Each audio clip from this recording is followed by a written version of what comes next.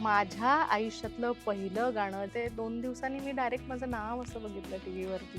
त्यामुळे इतका आनंद झाला होता. मला 2 ओळी गाऊन दाखव. पण आपण पॉडकास्टच्या नियमांना छेद देतोय छेद असं वाटत देतोय, नाही का हो तुला? छेद देतोय. माझी डोली चालली ग दूरा देशी नव्या गावा, तिथे सोबतीला येई माझ्या स्वप्नांचा रावा. आताची नवी गाणी फक्त इंस्टाग्रामवर एक एक लाईनच आपल्याला पाठ असते. त्या एका लाईनसाठी म्युझिक बनतंय. बरोबर. किती दुर्दैवी गोष्ट आहे, किती वाईट दिवस आले म्युझिकचे. जर आयुष्य रिवाइंड करता आलं तर तुला काय बदलायचंय? सगळं खूप कठीण काळातनं मी इथपर्यंत आले. एकतर मुलगी, भाऊ 2 लहान, आई घरी. सो मला असं उत्तर मिळालं, माझ्याकडे पैसे नाहीत, तुला काय करायचं, न्यायचं असेल नाही, न्यायचं असेल नको नेऊ. मला तर बोलताना पण माझा थरकाप होतो. रियालिटी शो काय वाटतं तुला एकंदरीत? टॅलेंटेड मुलं नाही आहेत का, तर असं नाहीये. आम्ही जेव्हा होतो तेव्हा म्युझिकल ज्या गोष्टी होत्या तिथे कॉम्प्रोमाइज नव्हती. आता काय होतं की गाणं गायल्यानंतर पण तुमचं डबिंग होतं, जे परीक्षक बोलतात थोडा तुम्हाला सूर नाही लगा. रेकॉर्ड करून जेव्हा परत रिडअप करून जेव्हा ऑन एअर जातो, भ्रमात पडतात ना लोक की अरे हा तर किती चांगला गायला. सिंगिंग कॉम्पिटिशन हा फॉर्मॅट आहे, त्याची गरिबी हा फॉर्मॅट नाहीये. आता लोक सुद्धा बोलायला लागली की अरे बस करा हो संजय लीला बन्सालींच्या. अशी समोर जाऊन मी त्यांना हे गाणं सिटिंग मध्ये मी ऐकवत होते. पिंगाने तर मला खूप काही दिलं आयुष्यामध्ये. माझं घर चालतंय पिंगाच्या भरोशावर. लावणी किंवा असं तिथपर्यंत ठीक आहे, पण त्याच्या पलीकडे जे आयटम सॉन्ग टाईपचे प्रकार आहे थोडं कठीण जातात गायला. तुझं जे काही मत असेल ना, जे काय तू बोलतेस त्या मतावरती ठाम राहायचं. ते शब्द त्या ज्या दिवशी गेल्या ते एकदम ते शब्द मला आठवतात. प्रेम की पीस? ते मला मिळवता पण आलं असतं सहज. खासदारकीची संधी आली होती 2024 ओ, आता मला कळलं की बातम्या का पसरलेल्या. वैशाली म्हणे राजकारणात जा. नमस्कार, मी प्रणाली मोरे. अभिजात मराठी फिल्मीच्या मंचावर थेट बोल विषय खोलच्या या आजच्या पॉडकास्टच्या भागामध्ये आज आपल्या सगळ्यांची लाडकी गायिका वैशाली माळे आली. आणि आता मी खूप गप्पा मारणार आहे, कारण आमचा दोघी आम्ही एकमेकींना जवळजवळ 15-20 वर्षापासून ओळखतोय. त्यामुळे आता आम्ही सुरू व्हायच्या आधी इतक्या गप्पा मारत होतो की कॅमेरामॅनला आम्हाला सांगावं लागलं की सुरू करूया. तर वैशाली, अशाच गप्पा आपण मारणार आहोत. तुझं खूप खूप स्वागत आहे. थँक्यू. तू आत्ताच म्हणालीस, मी तुझे मेसेजेस असे पाहिले की तू एकदा तू या चॅनल मधनं फोन केलास, एकदा तू या चॅनल मधनं फोन केलास, आणि आता एका नवीन म्हणजे आता जसं तू बोललीस की ओळख आपली एवढ्या वर्ष आहे की गेल्या पहिल्यांदा एक या चॅनल मधनं बोलतेय प्रणाली. हा मग ते आपले काही इंटरव्ह्यू झाले, त्याच्यानंतर लॉंग टाइम गेल्यानंतर हाय मी या चॅनल मधनं बोलते. असे माझ्याकडे कित्येक वर्षाचे तुझे मेसेजेस आहेत. सो मला आता ना म्हणजे इतकं मी जसं तुला म्हटलं की मला वैशाली माडे ही ओळखीची झाली किंवा मला माहिती झाली ती कुलवधू या तुझ्या टायटल सॉन्गमुळे. कारण इतकं त्या शब्दांमध्ये जितका गोडवा होता त्याही तितकाच त्या आवाजात गोडवा होता. अर्थात ओळख नसल्यामुळे सुबोध भावे आहे, पूर्वा आहे, ते कलाकार असतानाही ना मी एक प्रश्न केला होता, हे गाणं कोणी गायलंय, हे टायटल सॉन्ग भारी आहे, म्हणजे या आवाजात ना एक एक इमोशन्स आहेत आणि ते प्रत्येक तुझ्या गाण्यात आहेत. मग ते गाणं सुखाचं असो, प्रेमाचं असो की दुःखाचं असो, तुझे इमोशन्स तू बरोबर त्यात टाकतेस. अर्थात गायकाला ते उत्तम जमतं, प्रत्येक गायकाला. पण मला वाटतं ते चपखल जमणं ना, त्याच्यातही 19-20 फरक असतो. मला कुलवधूचं तुझं एक हे सांगशील? आपण बोलणारच आहोत सगळ्या जर्नीवर, पण मी थेट आली जो माझ्या जवळचं जे टायटल सॉन्ग आहे ते. आणि अर्थात कुलवधू अर्थात माझ्या आयुष्यातलं पहिलं गाणं होतं. कारण प्लेबॅक काय असतं, म्हणजे मी त्याच्या पूर्वी एक छोटे काही जिंगल्स किंवा असं गायले होते. त्या काही रिलीज झाल्यात, काही नाही झाल्यात, किंवा काही नाहीच झाल्यात. असं एक्सपिरियन्स नव्हता मला काही. आणि जस्ट एक सारेगमप मधनं एक विनर होऊन बाहेर पडले होते. आणि हिंदी सारेगमपच्या प्रवासाची थोडी सुरुवात झाली होती. आणि त्याच पिरियडमध्ये हे टायटल माझ्याकडे आलं. आणि ते इतकं गाजणार आहे हे मला स्वप्नात देखील वाटलं नव्हतं. इतकं ते मुळात त्याची चाल आणि शब्द इतके सुंदर आहेत की प्रत्येक ज्या मुलीचं लग्न ठरलंय त्या मुलीच्या मनाला भिडणारे त्याचे शब्द आहेत. इतकं सुंदर ते लिहिलंय, इतकं सुंदर कंपोज केलंय निलेशनी. अश्विनी शेंडेनी इतकं सुंदर लिहिलेलं आहे. थोडंसं विसरायला होतं बघा, आता वय झालंय निलेश माझं. मोरे. निलेश मोहरीरनी संगीतबद्ध केले. संगीतबद्ध केलं आहे. आणि इतकं जेव्हा त्यांनी मला ऐकवलं, जेव्हा आम्ही डायरेक्ट रेकॉर्डच केलं, म्हणजे असं त्याच्यासाठी सिटिंग विटिंग काही नाही. खरंच? हो, आणि अगदी गेले मी, रेकॉर्ड केलं आणि दुसऱ्या दिवशी ते, आय थिंक दुसऱ्या की तिसऱ्या दिवशी चॅनलला ऑन एअर आलं. गेलं. कारण की हां. इतकं अर्जंटमध्ये ते गाणं आम्ही केलं होतं. आणि माझ्या आयुष्यातलं पहिलं गाणं, ज्या गाण्यासाठी मला महाराष्ट्रातल्या कोपऱ्या-कोपऱ्यातनं अजूनही फोन येतात, हो. की हे गाणं मला तुझं आवडतं, माझं फेव्हरेट गाणं आहे. मला ह्या गाण्यापासून मी तुला फॉलो करतो, ह्या गाण्यापासून तू मला आवडतेस. असं खूप, म्हणजे स्पेशली आजतागायत हे अनेक लग्नांमध्ये हे गाणं वाजतं. हो. मुली जेव्हा सासरी जातात, त्या पिरियडमध्ये, आता हल्ली आपण ट्रेंड जरा बदलला आहे, बदललंय. वेळ बदलला हं. आहे. ते काय प्री वेडिंगचा जमाना आलाय, जे आपण म्हणतो. बघतोय सगळे हल्ली सोशल मीडियावरती. त्या प्री वेडिंग हं. मध्ये सुद्धा हे गाणं लागतं. मग मुलगी सासरी जाताना तिचं जे व्हिडिओ शूटिंगचे व्हिडिओज आपण बघतो, त्याच्यात देखील हे गाणं लागतं. म्हणजे इतक्या प्रत्येकाला ते इतकं जवळचं वाटतं, आपलं गाणं वाटतं. म्हणूनच मला असं वाटतं ते इतकं फेमस झालंय. पण मला सांग, तू आत्ताच म्हणालीस, की प्लेबॅकचा काहीच अनुभव नव्हता, पण ते गाणं ऐकताना कुठेच काही जाणवत नाहीये. तर मला सांग, तू पहिल्यांदा ते उभी राहिली असशील, तुमचं असाच एक स्टुडिओ असेल, जिथे तू उभी राहिली असशील माईक समोर. समोर निलेश असेल, कदाचित अश्विनी असेल. काय होता तो दिवस गातानाचा? कसं आठवतोय? असतं बघ,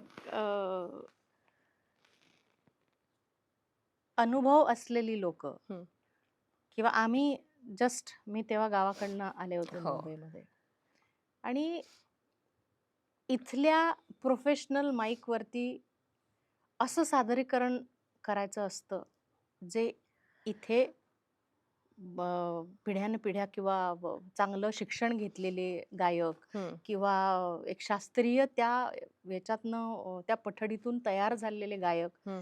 ज्या पद्धतीने गातात, त्याच पद्धतीची अपेक्षा नवख्या गायकांकडनं सगळ्यांना असतात. जे खूप डिफिकल्ट आहे, मी तुला सांगते. कारण मी अजूनही, म्हणजे मला एखाद्या नवीन कंपोजरकडे मला बोलवतं, अजूनही मला जरा घाबरायला होतं. पण तेव्हा तर मला मुंबई नवीन, हं. स्टुडिओ नवीन, बरोबर. गाणं नवीन, फक्त स्टेजचा थोडासा अनुभव अनुभव होता, होता. एवढंच. त्याच्या पलीकडे अनुभव काहीच नाही. माईकचं ब्लोज माहीत नाही कसे असतात. त्याच्यानंतर डिस्टन्स माहीत नाही, माईकला किती आपण डिस्टन्स ठेवून गायलं पाहिजे, असा कसलाही अनुभव नसताना अ, मी गाऊ शकते, एवढंच मला थोडंसं कुठेतरी मनातल्या मनात वाटायचं, की हो, मी करू शकते. मी ट्राय करते. आणि अनेक वेळा असं पण होतं, की आपल्याला हे जमेल की नाही. हं. पण चला प्रयत्न तर करूया. झालं बरोबर. तर ठीक, नाही झालं तर पुढचं पुढे बघून घेऊया. ही जी माझी वृत्ती आहे ना, ती अजूनही आहे. हो? म्हणजे इतक्या वर्षानंतर? हां, म्हणजे कुठली एखादी डिफिकल्ट गोष्ट असेल माझ्या आयुष्यात, मला करायची असेल, एखादी हं. चॅलेंजिंग गोष्ट असेल, जी मला येत नसेल, किंवा मला वाटत असेल, की ही खूप कठीण गोष्ट आहे, हे मी बरोबर. करू शकेल की नाही, हा मी नंतर विचार करते. पहिला हा विचार करते, करून तर बघू, झालं तर ठीक, नाही झालं तर बघू पुढचं पुढे. बरोबर. फेलच हो, अजून काय हो. हा एक, या रस्त्यावर जे काय मी चालले सुसाट, हे मी जास्त विचार नाही करत आयुष्य जगताना, की अरे आपण हे झालं तर कसं. एवढा जर विचार केला असता मी, की मी फेल होणार, किंवा मी नाही जिंकणार, किंवा मी पुढे नाही जाणार आयुष्यात, मी यशस्वी नाही होणार, हा जर विचार मी आधी केला असता ना, तर मी मुंबईत आलेच नसते. हं. बरोबर. मी डायरेक्ट म्हणतो ना, की असं समुद्रात टाकून दिलं, आणि मग ते नाकातोंडात पाणी बिणी गेलं, आणि हं. पाणी गेल्यानंतर मग जरा डोकं वरती काढायला शिकले, मग हात मारायला शिकले, मग पाय मारायला शिकले, नंतर मग जरा ते पोहायला शिकले. पोहायला जे शिकले. पण सुरुवातीला बुडाले एवढं निश्चित. म्हणतो ना, की थोड्या नाकातोंडात, गटांगळ्या गटांगळ्या खायला. खाल्ल्या, नाकातोंडात पाणी जाईपर्यंत. अनुभव आहेत आयुष्यात असे सगळे बरेच. बरोबर. तो पहिला दिवस आठवतोय तुला स्टुडिओमधला अजूनही मला गाण्याचा? आठवतो. मला असं वाटतं पार्ल्यातल्या एका स्टुडिओमध्ये आम्ही हे रेकॉर्डिंग केलं होतं. आणि हे गाणं गाताना खास सांगायचं असं, की निलेश मुळात इतका मनमिळाऊ मुलगा आहे, हो, की हो. त्याच्या सोबत बसल्यानंतर, किंवा त्याच्यासोबत गाणं रेकॉर्ड करताना, असं कुठल्याही कलाकाराला वाटत नाही, की आपण एखाद्या कंपोजर बरोबर बसलोय. नेहमी मला असं वाटतं 2 गाणी मी त्याच्याबरोबर केली, आणि एक हं. अख्खा अल्बम पण मी त्याच्याबरोबर केला. सो त्याच्याबरोबर काम करताना एक अशी गोष्ट असते की आपण खूप अत्यंत नजीकच्या मित्रासोबत काम करतोय असं नेहमी फील येतं. त्याचा तो स्वभाव आहे तसा. बरोबर. सो आणि सोबत अश्विनीचे शब्द असल्यानंतर म्हणजे काय बोलायलाच नको. सो ती एक कम्फर्ट थोडीशी मला मिळाली होती, की तो अजून थोडासा एक म्हणतो ना, एक कॉन्फिडन्स आपला थोडासा बूस्ट करतो, की हां, वाढतो. तू करू शकतेस, कर, गा. सो असं ते थोडंसं कोणीतरी आपल्याला हवं असतं त्या बरोबर. क्षणाला, जेव्हा आपण जरा घाबरलेले बरोबर. असतो. थोडेसे काय म्हणतो, की परिस्थितीला थोडेसे हे झालेले असतो. तर आपल्याला असं कोणीतरी पटकन म्हणलं, की "तू करू शकतेस."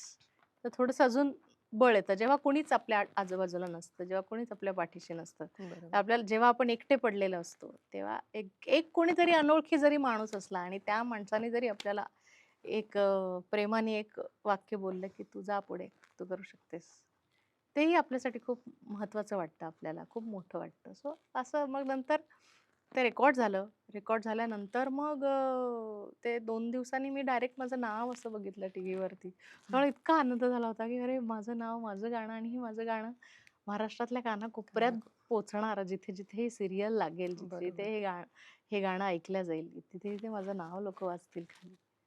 ते खूप मला खूप आनंद झाला होता ते गायल्यानंतर. त्याच्यानंतरची फॅन मोमेंट होती, की बाबा तुम्ही गायलंय गाणं आणि अशी एखादी म्हणजे आठवते तुला असं काही? मी त्याच्यानंतर फॅन मोमेंट सांगायची अशी, की त्याच्यानंतर मला खूप सारे कार्यक्रम मिळायला लागले महाराष्ट्रात. ओह! खूप सारे कार्यक्रम मला मिळायला लागले. कारण सारेगमप पण मी जिंकले होते जस्ट. सो खूप असे कार्यक्रम मला यायला लागले आणि सीरियल सुपरहिट झाली. हो, कुलवधू. कुलवधू सीरियल सुपरहिट झाली. त्याच्यामुळे मला खूप सगळीकडनं रेकॉर्डिंग्सचे प्रोग्रामसाठी फोन यायला लागले आणि खूप ठिकाणी मी फिरायला लागले त्या निमित्ताने. आणि जिकडे जायचे मी तिकडे पहिलं गाणं मला हे फर्माईश यायची ती कोणाकडनं माहितीये? सगळ्या बायकांकडनं. ओह! खास करून. प्रत्येकीला आपली ती प्रत्येकीला स्टेज हां. आठवत म्हणजे असेल ना? इतक्या ते बायकांच्या जवळचं वाटतं बायकांना गाणं, हं. जसं मी आता जस्ट बोलले. जिथेही जाईन मी तिथल्या बायका मला विशेष त्या गाण्यासाठी प्रेम द्यायच्या. वाह! किती गोड गायलीस, किती छान गायलंस, वैशालीताई, कुलवधू गा, कुलवधू गा, कुलवधू गा. सो त्या गाण्याने खूप दिलं. माझं पहिलं गाणं आहे आयुष्यातलं. आणि मला वाटतं ते खूप तुझ्या आयुष्याला समर्पक आहे. "एक नदी सारखी वाहते मी वाहते मी जणू" ना? जणू पाऊल खुणा. तुला असं नाही वाटत? अ, निश्चित असं वाटतं. पण म्हणतो ना, की काही अशा गोष्टी माणसाच्या आयुष्यामध्ये राहून जातात. त्या बऱ्याच गोष्टी त्यातल्या मी जगले नाहीये. हं. म्हणून काही-काही गोष्टी मी मिस करते. पण आत्ता नाही, तेव्हा जेव्हा ते गाणं आलं तेव्हा. हं. तेव्हा मी म्हणतो ना, की त्याच्यातनं काय तुम्हाला भारावल्यासारखं का वाटतं, हं. जेव्हा आपण ते गाणं ऐकतो? तर त्याचं एकंदरीत जे रूप आहे त्या गाण्याचं, हं. स्वप्न राही मागे आता व्यथा सतत उरात आणि नव्या उंबऱ्याची आस जागे तरीही तरीही मनात. मनात. ह्या ज्या भावना आहेत आणि ह्या भावनांवरती जे त्या गाण्यातले सूर आहेत, हं. ते मला जास्त जवळचे वाटले हं. नेहमी. सो जसं तू म्हणालीस, की "एक नदी सारखी वाहते मी जणू." असं अजूनही तो प्रवाह चालूच आहे. चालूच आहे. आणि नदी ही अखंड वाहतच असते ना ती. ती कुठेतरी जाऊन निश्चित. मिळते कुठेतरी येस. कुठल्या ठिकाणी सागराला जाऊन मिळते.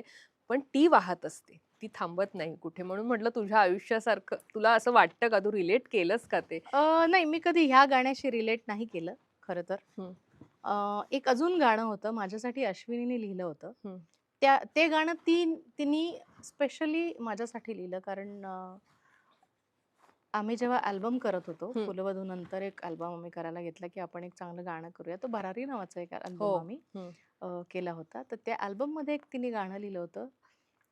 वाट जाई दूरवर अन हं. सावल्यांच्या हिजळा, मृगजळाने हात धरला ऊन हिला वेलळा. गाऊन दाखव ना 2 ओळी. अ, मी हे आपण पण इथे गाणार आहोत. मी कुलवधूचं गाणं मला हवंच आहे कारण मी वेडी आहे त्या गाण्याची, हे वेडी आहे. इथे खूप जणी असल्या. पॉडकास्टमध्ये आता कोण ना गाणं 2 गायला ओळी लावतं गाऊन पण? दाखव, 2 ओळी गाऊन दाखव मला. असं असं नसतं. 2 ओळी गा, पॉडकास्टमध्ये 2 कोणीच आणि गात नाही. मी तुला नाही तुला पाहिलं. तुला म्युझिकची गरजच नाहीये. तू मला 2 ओळी गाऊन दाखव. पण आपण पॉडकास्टच्या नियमांना छेद देतोय असं छेद वाटत देतोय. नाही का हो, तुला? छेद देतोय. आज वैशाली माने इथे आली आहे आणि तिने तिच्या तिचे सूर आपल्या कानावर नाही पडले तर त्या पॉडकास्टला काय मजा. माझी डोली चालली ग दूर देशी नव्या गावा, तिथे सोबतीला येई माझ्या स्वप्नांचा रावा, तिथल्या चौकटीत शोधीन माझे नवेसे आभाळ, तिथले ऊन पाऊस भरतील माझी ओंजळ, एक नदी सारखी वाहते मी जणू, पाऊल खुणा ठेवून मागे चालले मी कुलवधू. वाह! मला माहितीये तुला सांगू हे गाणं ना मला वाटतं आपण त्या एरामध्ये होतो म्हणजे त्या एजमध्ये होतो जेव्हा ते एक असतं ना नवं-नवं हम्म, हम्म, प्रेमाची हम्म, चाहूल हम्म, लागते आयुष्यात आणि ते तसं एज होतं आणि त्याच वेळेला तुमचं हे गाणं आलेलं आणि सगळ्या हम्म. मुली त्या गाण्याला रिलेट करायच्या. हे आपल्याशी कनेक्ट होते, आपल्याशी डोळ्यात कनेक्ट जाते होते. काय. त्यामुळे मी तुला म्हटलं, की हो, तर तू आता भरारीविषयी बोलत सो होतीस. तो त्याच्यानंतर आम्ही एक भरारी नावाचा अल्बम करायला घेतला होता. त्याच्यामध्ये तिने आम्ही अशी 3-4 गाणी केली. एक गाणं लिहायचो, कंपोज करायचं आणि नंतर मग त्याच्यावर काम करून हं. ते गाणं पूर्ण झालं की दुसरं गाणं, असं 8 गाण्याचं आमचं एक टार्गेट होतं. आणि मग 2 गाणी झाली, 3 गाणी झाली. त्याच्यानंतर चौथं गाणं काय लिहायचं असं आमचं अ, रोज खलबतं व्हायची दोघा-तिघांची. हं. तर अश्विनी म्हणली, "एक छान गझल लिहूयात का?" वाह! म्हणलं, "लिही." तर ती म्हणली, "तुलाच डोळ्यासमोर ठेवून मी ती गझल लिहिते." सो एक दिवशी तिचा मला रात्री 1:30-2 वाजताच्या आसपास फोन आला, की म्हणली, "बघ मी काहीतरी लिहिलंय." म्हणलं, "ऐकव, काय लिहिलंय?" तर तिने मला ते ऐकवलं. "वाट जाई दूरवर अन हं. सावल्यांच्या हिजळा, मृगजळाने हात धरला ऊनही लावे लळा." म्हणली मला लिटरली मला त्या मोमेंटला एकदम असं डोळ्यात पाणी आलं, की किती सुंदर ते शब्द माझ्यासाठी लिहिले होते तिने. आणि ते ते शब्द खरे मला त्यावेळेला वाटले, की ते माझे शब्द होते. ना हवेसे वाटले आभाळ तारकांचे कधी, तापल्या मातीत माझ्या संचिताचा सोहळा. असं आता एक्झॅक्टली मला शब्द आठवत नाहीये. ना हवेसे वाटले आभाळ ताऱ्यांचे कधी, ताररा. आठवत नाही आता शब्द, पण ते खूपच सुंदर आहे. YouTube वरती मिळेल. पांघरुणी घेतली आता उन्हाची सावली, पांघरुणी घेतली आता उन्हाची सावली, खंत नाही खेद नाही जीव झाला मोकळा. वाह! म्हणजे पांघरुणी घेतली आता उन्हाची सावली, ह्या शब्दातच मुळात इतकं इतकं माझ्या आयुष्यामधलं सगळं सार दडलं होतं ना, की मी इथे मुंबईत कशी आले. म्हणजे खरं तर चांगलं आयुष्य सोडूनच इकडे धडपडायला आले होते मी. सो ते सगळं मला ते ऐकताना एकदम म्हणतो ना, की एक तळून आलं डोळ्यामध्ये, की क्या बात है! म्हणलं. सो ती एक गझल मला वाटतं, की ही ही खरी माझ्यासाठी तिने लिहिली होती. रिलेट करतेस तू रिलेट त्याच्याशी. करते मी. त्या गाण्याला मी रिलेट करते स्वतःशी. मला सांग आता आपण गाणीच घेतोय एक तुझी. दुसरं तुझं गाणं म्हणजे जेव्हा म्हणजे खूपच तू वेगवेगळ्या प्रकारची गाणी गायली आहेस. पण तू मराठीमध्ये पुरती मर्यादित राहिली नाहीस. तू हिंदीतही गेलीस हं, आणि हं. हिंदी सारेगमपचं विनर होतीस तू. पण त्यानंतर मला सांग, जे आम्हाला जास्त एक असं वाटलं, की आता वैशाली आपल्या हातातून गेली. आता काही हाताला लागत नाही इंटरव्ह्यूला वगैरे काही हिला आता फोन करायला बॉलिवूडकरांना कसं मग पी-आर आणि ह्याच्या थ्रू वगैरे सगळं जावं लागतं. तसं एक विचार येऊन गेला पिंगानंतर. पण मला इथे तुला एक विचारावसं वाटतंय, की ज्या पद्धतीनं पिंगा द ब्लास्ट झालं होतं तसा जो प्रवास एक आम्ही विचार केला होता, की हिचा आता बॉलिवूडमध्ये जोरात सुरू होणार. कारण तू टफ दिलं होतं. सोबत श्रेया घोषाल होती, पण ते असं असतं ना जुगलबंदी वाटलेली ते गाणं ऐकताना. त्यामुळे असं वाटून गेलेलं. पण तसं काही फारसं झालेलं का नाही आम्हाला दिसलं? म्हणजे कुठे गणितं चुकली किंवा काय असतात तिथली गणितं? कसं आहे बघ, मी एक तर अतिशय छोट्याशा खेडेगावातनं आलेली मुलगी. अगदीच मला सगळंच माझ्यासाठी मुंबईतलं नवीन होतं. हं. जेव्हा मी पिंगा गायला गेले किंवा पिंगाचे सेटिंग्स आले. मग ते गाणं कसं तयार झालं त्याची एक सगळी म्हणतो ना एक सेटिंग्समध्ये काय म्हणतो आपण त्याला एक ती कशी त्या गाण्याला फोडणी कशी दिली, त्याच्यानंतर मग ते फोडणी दिल्यानंतर तडका झाल्यानंतर ते गाणं कसं झालं, हे सगळ्या स्टोरीज मी ऑलरेडी बोलली आहे. पण बिहाइंड द सीन इज असं आहे की ग्रूमिंगसाठी एक वेळ हवा असतो माणसाला. प्रत्येक गायकाला जसं आता आता रिसेंटली पण बघ आपला तो बिग बॉसचा एक विनर झाला बघ मुलगा. त्याला त्या हिंदीमध्ये नाही नाही मराठीतला. मराठीत कोण तो गरीब मुलगा तो बिचारा. हा हा I don't सूरज know. हा हा सूरज तो चव्हाण हा सो तो तो असाच ना आला काहीतरी आपलं हे करून टिकटॉकवरून किंवा एक्स वाय झेड सगळ्या सोशल मीडियात ना लोकांना तो आवडत गेला तो आणि तो डायरेक्ट थेट चॅनलमध्ये आला. चॅनलमधून आल्यानंतर त्याला थेट सिनेमा मिळाला. बरोबर हा थेट सिनेमा मिळाला. तो सिनेमा त्याच्या खोलात आपण नको जाऊया.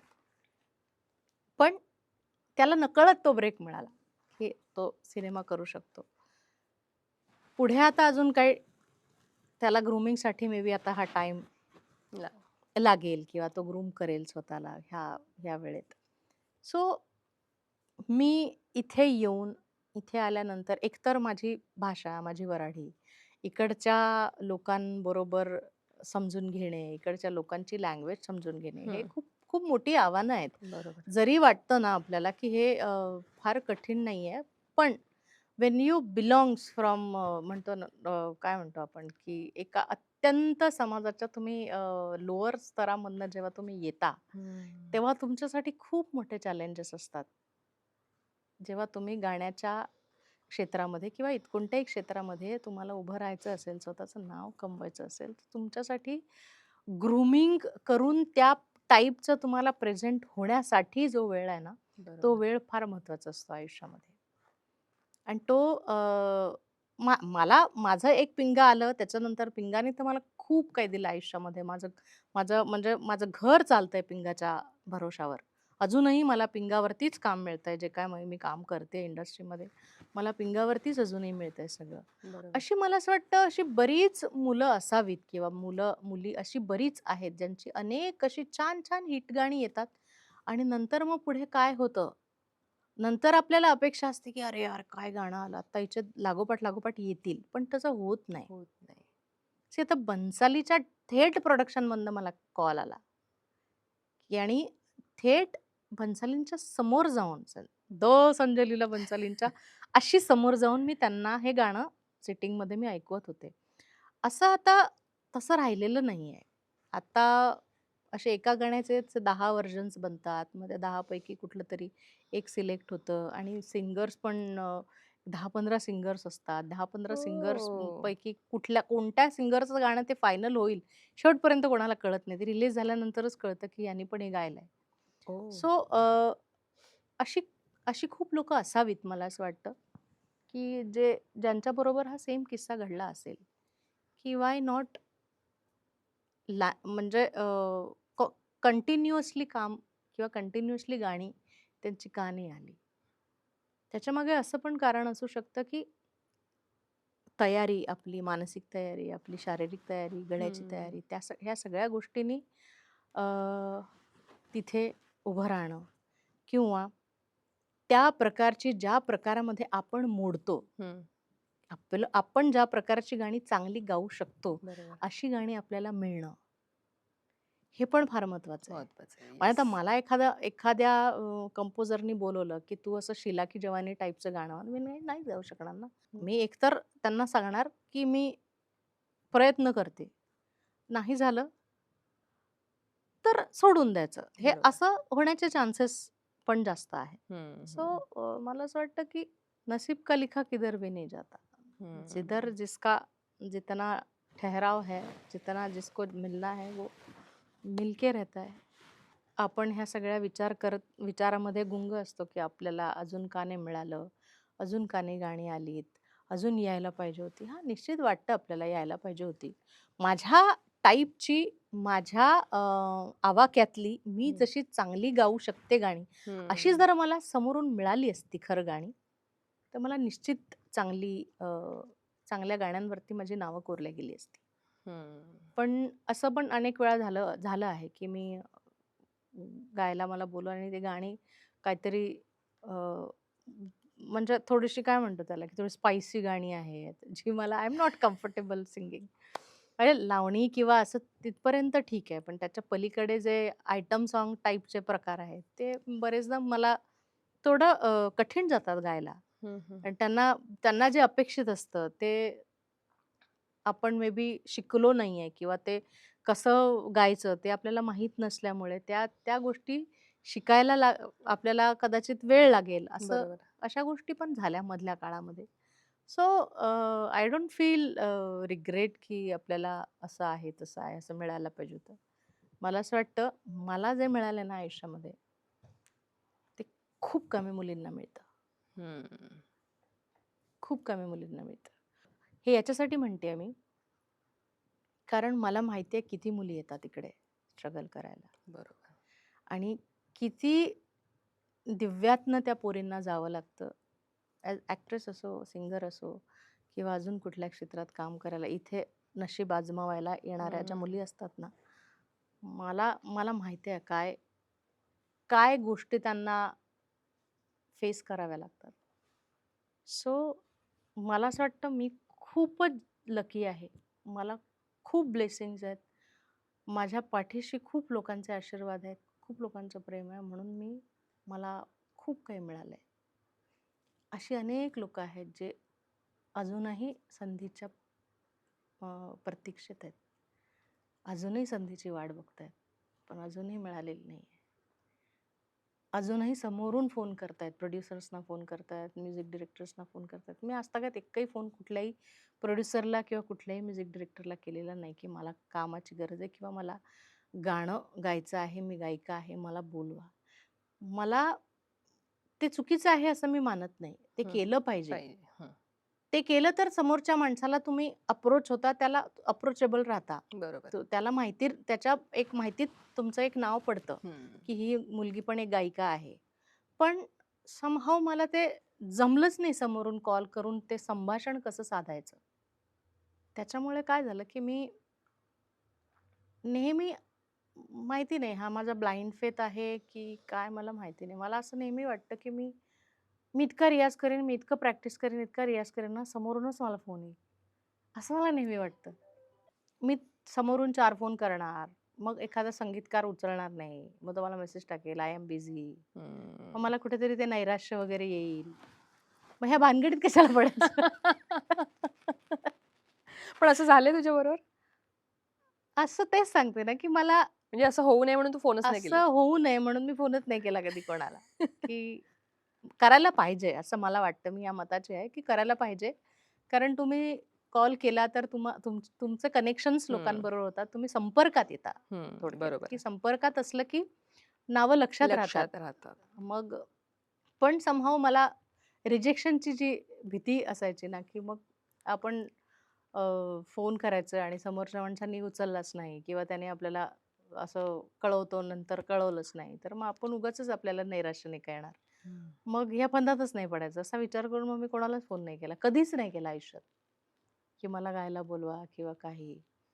आणि हा विचार केला, की मी माझा गळा इतका तयार करेन ना, इतकं छान रियाज करेन, की मलाच समोरून बोललं पाहिजे. आणि ते झालं. ते हं. झालं. म्हणजे ज्या दिशेने मी प्रवास सुरू केला, तो करेक्ट होता, असं मला वाटतं. की मी माझा वेळ वाया नाही घालवला, हं. की मला बोलवा, मला काम द्या, असं सगळं म्हणण्यामध्ये. डाउन द लाईन आता एवढे वर्ष झालेत. हं. आता सगळे बऱ्यापैकी कंपोजर्स किंवा संगीतकार मराठीतले, हिंदीतले खूप सारे चांगले माझे मित्र आहेत. हं, हं. त्याच्यामुळे आता सगळ्यांबरोबर हॅलो, हाय माझे नॉर्मल कॉल्स होतात. पण असा कॉल नाही केला मी आजपर्यंत कोणालाच, की मला काम हवंय किंवा कामाची गरज आहे. सो ते कॉन्व्हर्सेशन म्हणतो ना, की ते संभाषण करायची टेक्निक मला नाही जमली कधी. थोडंसं त्या बाबतीत मी ढ राहिली असं म्हणू शकतेस. पण आता तुझे गुरु सुरेशजी वाडकर आहेत आणि त्यांनी कधी अशा या टिप्स दिल्या नाहीत म्हणजे जेव्हा हळूहळू की बाबा कशा पद्धतीनं वैशाली हे करायचं, नाही. सर्व्हाइव्ह करायचं असं मी काही? मी सुरेशनकडे सारेगमप हिंदी जिंकल्यावर गेले आय थिंक. हां, हं, हिंदी. मराठीमध्ये असताना हं. ते तिथे परीक्षक म्हणून हो. आले होते. तेव्हा हं. मी त्यांना म्हटलं, की मला गाणं शिकायचं आहे. पण त्याच्यानंतर हो, सारेगमप हिंदी पण लगेच आलं. मग ते जमत नव्हतं. मग हिंदीच्या फिनालेला पण ते आले होते गेस्ट म्हणून. मग मी तिकडे त्यांना भेटले आणि देन ते दुसऱ्याच दिवशी म्हटलं, की "ये तू उद्यापासून." मग तिकडे मग जिंकल्यानंतर सुरू केलं होतं. पण असं समोरून मी सुरेशजींना पण हिंमत नाही केली विचारायची, की मला असं तुम्ही कुठेतरी कोणाकडे तरी गाण्याला संधी द्यायला सांगा किंवा माझी तेवढी हिंमतच नव्हती. मला सुरेशजींसमोर मी खूप घाबरायचे. हो? हो, हे अजूनही घाबरते अजूनही. मी. ॲज अ स्टुडंट मी अजूनही घाबरते त्यांच्या पुढे काय बोलायला. सो तेवढी कधी हिंमत नाही झाली त्यांना विचारायची, की मला असं हवंय किंवा ते आले, की बस सुरेश आले, बसले, गायले, गेले. हुश! असं एक आत्तापर्यंत एक आदरयुक्त भीती राहिली आहे त्यांना घेऊन. हं, हं, हं, हं, हं. पण मग तुझ्या आयुष्यामध्ये अशी लोकं, ज्यांनी तुला इन्स्पिरेशन दिलं कळत-नकळत, हं, हं. त्यांच्या बोलण्यातनं म्हण किंवा कामातनं म्हण किंवा अशी कोणती लोकं जी आवर्जून तुला असं इथे त्यांचा उल्लेख करावासं वाटतं, की मला यांची मदत झाली या जर्नीमध्ये?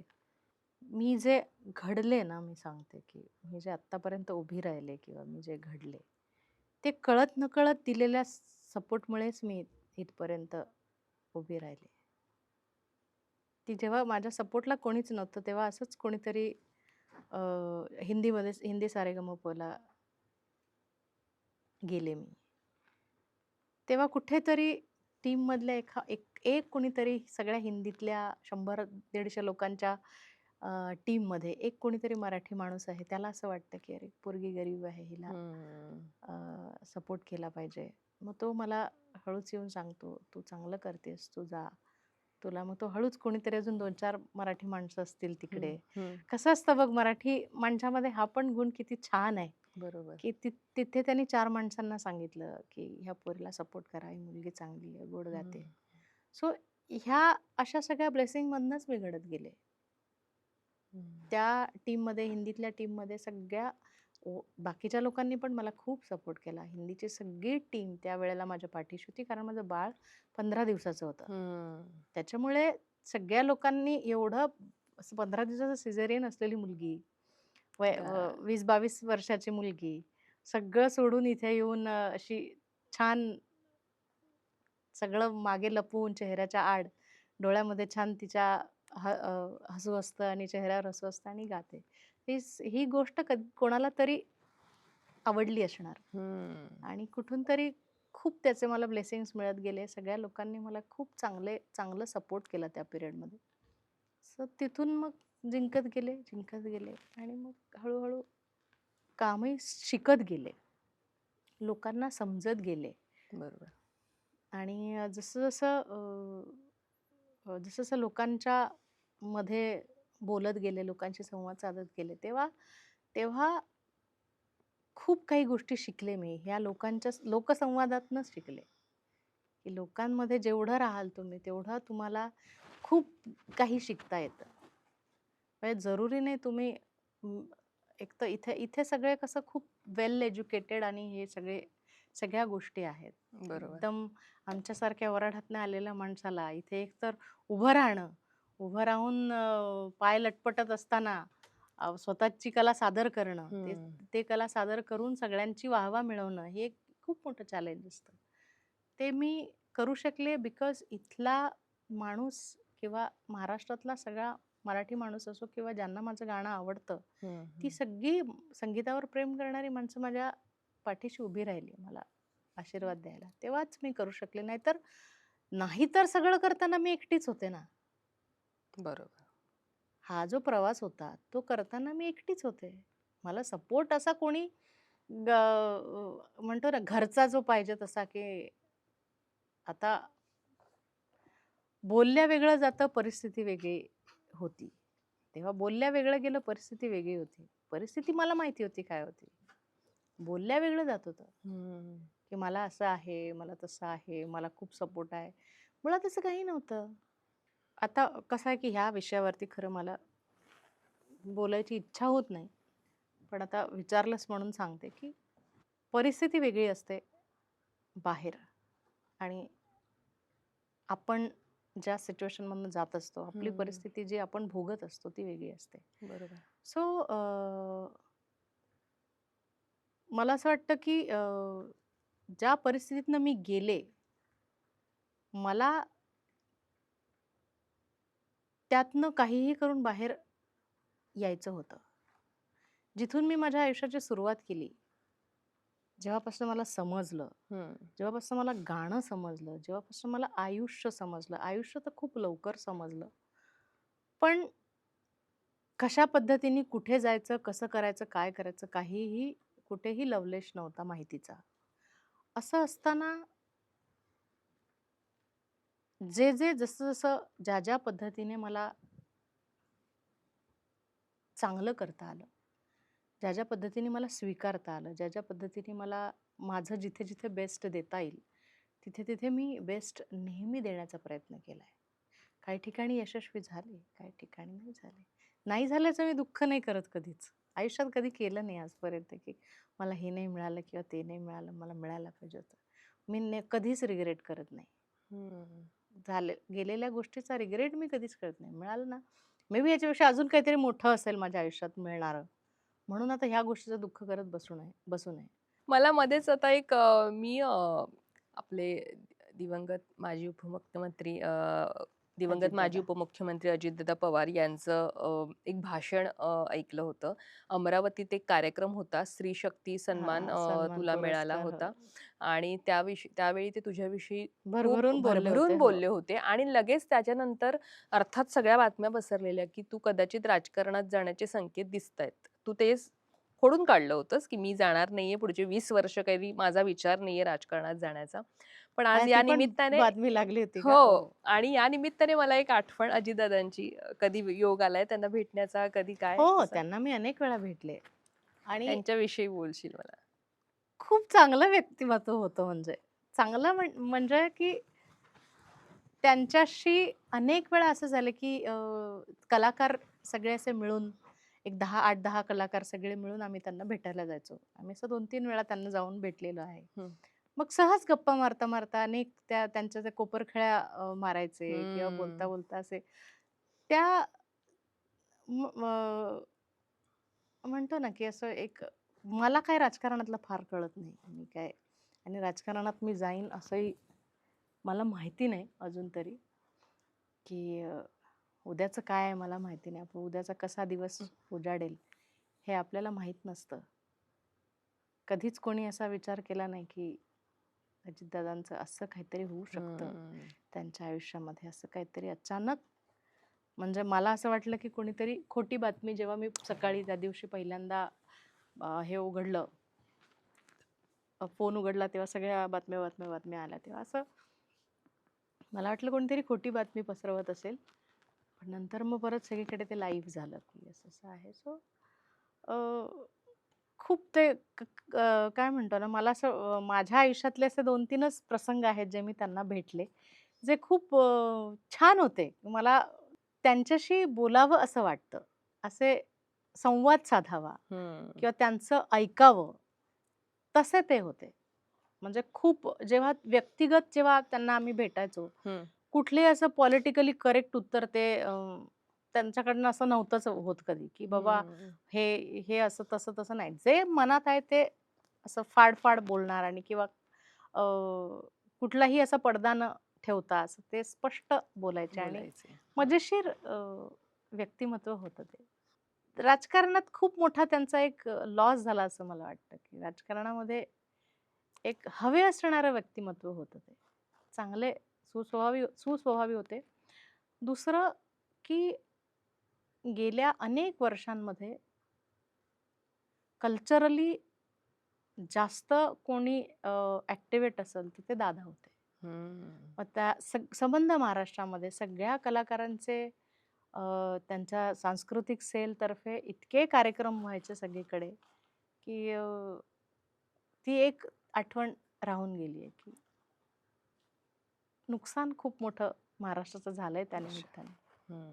लिटरली. आणि अजितदादांचं पाहिल्यानंतर तर खरंच त्या गोष्टीवर ना असा एक विश्वास आपला पटकन बसतो ना, तसं झालेलं आहे की खरंच हे नाहीच, आपण उद्याच्या दिवसाचं काही सांगू शकत नाही. हो. तसं आहे. आणि आता मला तुला विचारायला आवडेल की आठवणी असतात ना, या कायम आपल्या सोबत असतात. त्यामुळे एक तर आशाताई आपल्यातनं गेल्या. कधी योग आला होता आशाताईंना भेटण्याचा आणि त्यांच्याकडनं तुझी तारीफ ऐकण्याचा? आशाताईंना आशाताईंशी मी खूप रिलेट करते. मला असं नेहमी वाटतं, की ज्या गोष्टीतनं त्या गेल्यात ना, आयुष्यभर, हम्म. त्या खूप माझ्याशी रिलेट करणाऱ्या आहेत. मी त्यांच्या सगळ्या ज्या काही गोष्टी, काही घटना आहेत, ते जेव्हा मी बघते, तेव्हा मला असं वाटतं हां, परिस्थिती वेगळी असेल. त्यांची परिस्थिती वेगळी आहे, माझी परिस्थिती काही वेगळी असेल. पण इंटेन्सिटी जेव्हा मी बघते ना, मला असं वाटतं मी सेम कुठेतरी आहे. त्यांच्याशी रिलेट करते. आणि स्वभाव जो आहे, तो त्यांच्यासारखा मला व्हायला आवडेल. ओ काइंड ऑफ. म्हणजे कसा? कारण त्यांचं कसं होतं, की जे खरं आहे, ते खरं आहे. हम्म. एकदा आमच्या स्टेजवरती सारेगमपच्या स्टेजवरती त्यांनी मला विचारलं होतं, की तुझं जेही काही मत असेल ना, जे काय तू बोलतेस, त्या मतावरती ठाम राहायचं. असं त्यांनी मला एकदा बोललं होतं. तर इतकं माझ्या मनात अजूनही ते शब्द, त्या ज्या दिवशी गेल्या ते एकदम ते शब्द मला आठवले. सो जोही निर्णय घेशील, जेही बोलशील, त्या बोलण्यावरती तू ठाम राहा. अशीच राहा. असा तो आशीर्वाद त्यांनी मला दिला होता एकदा. भेटायची संधी खूप वेळा आली. आशाताईंना मी खूप वेळा भेटले. आणि त्यांचं गाणं त्या इथून अजून 100-200 वर्ष जातील, मला नाही वाटत. ऑफकोर्स नाही. कारण आपण त्यांच्यावर इतकं प्रेम करतो. हम्म. इतकं आशामय, लतामय आपण आहोत. आपण अजूनही, बिकॉज पुढचं जनरेशन आता माहिती नाही, अल्फा, बीटा काय सगळ्या नवीन जनरेशन हो. येत आहेत, त्यांचं मला माहिती नाही. पण आपण अजूनही दिल चीज क्या है आप मेरी जान लीजिए, चांदण्यात फिरताना माझा धरला असा का हात, माझा धरला असा हात, चांदण्यात फिरताना माझा धरला असा हात, केव्हा तरी पहाटे उलटून रात्र गेली, ह्याच्यावरतीच प्रेम करत आलोय अजूनही. आपण त्या एरातनं आलोय. बरोबर. मग ते भावसंगीत असो, त्यांचं पिया तू अब तो आजा असो, त्यांचं जीवलगा राहिले रे दूर घर माझे असो, किंवा मग हंगामा हो गया असो, हम्म. सगळ्याच गाण्यांवरती आपण तितकंच प्रेम केलोय. त्याच गाण्यांवरती आपण जगलोय. त्याच गाण्यांवरती आपण कमवलंय कलाकारांनी. कलाकारांचे करिअर बनलेत ह्या सगळ्या गाण्यांनी. हो. कलाकारांची ओळख बनली आहे. अनेक कलाकारांना ओळख मिळाली आहे त्यांच्यामुळे. अनेक कलाकारांची घरं अजूनही चूल आशाबाईंमुळे पेटते. त्याच्यामुळे त्या फक्त शरीराने गेल्यात.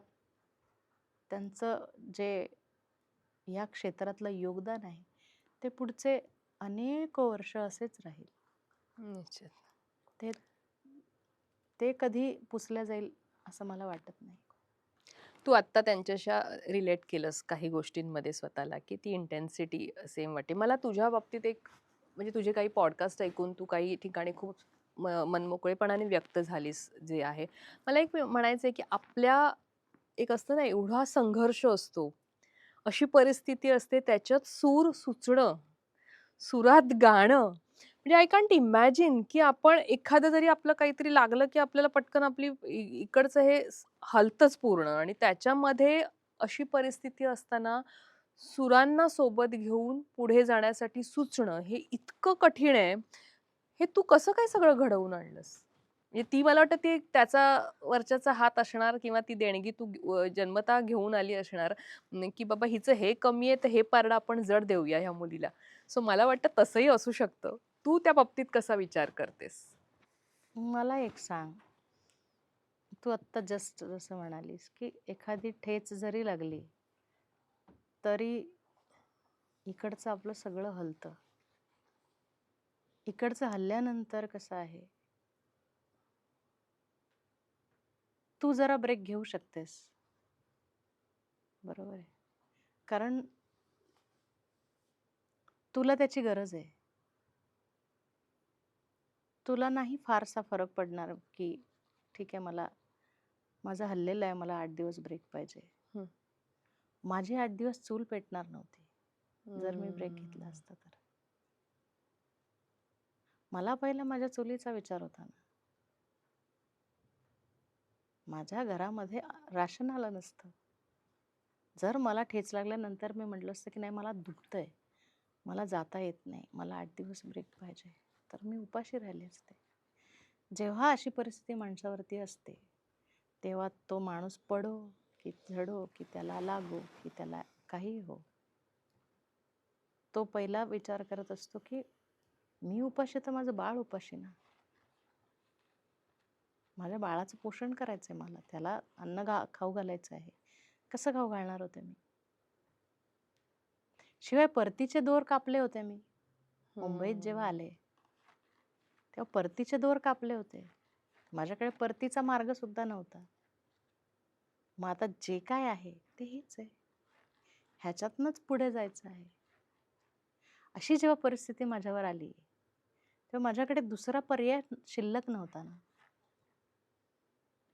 आत्ता माझ्याकडे पर्याय शिल्लक आहे. आत्ता मला म्हणशील की हा तुला लागलाय 8 दिवस आराम कर, मी म्हणेन जाऊ दे 15 दिवस आराम करते, काय फरक पडतोय. हम्म. आत्ता परिस्थिती तशी नाही. नाही.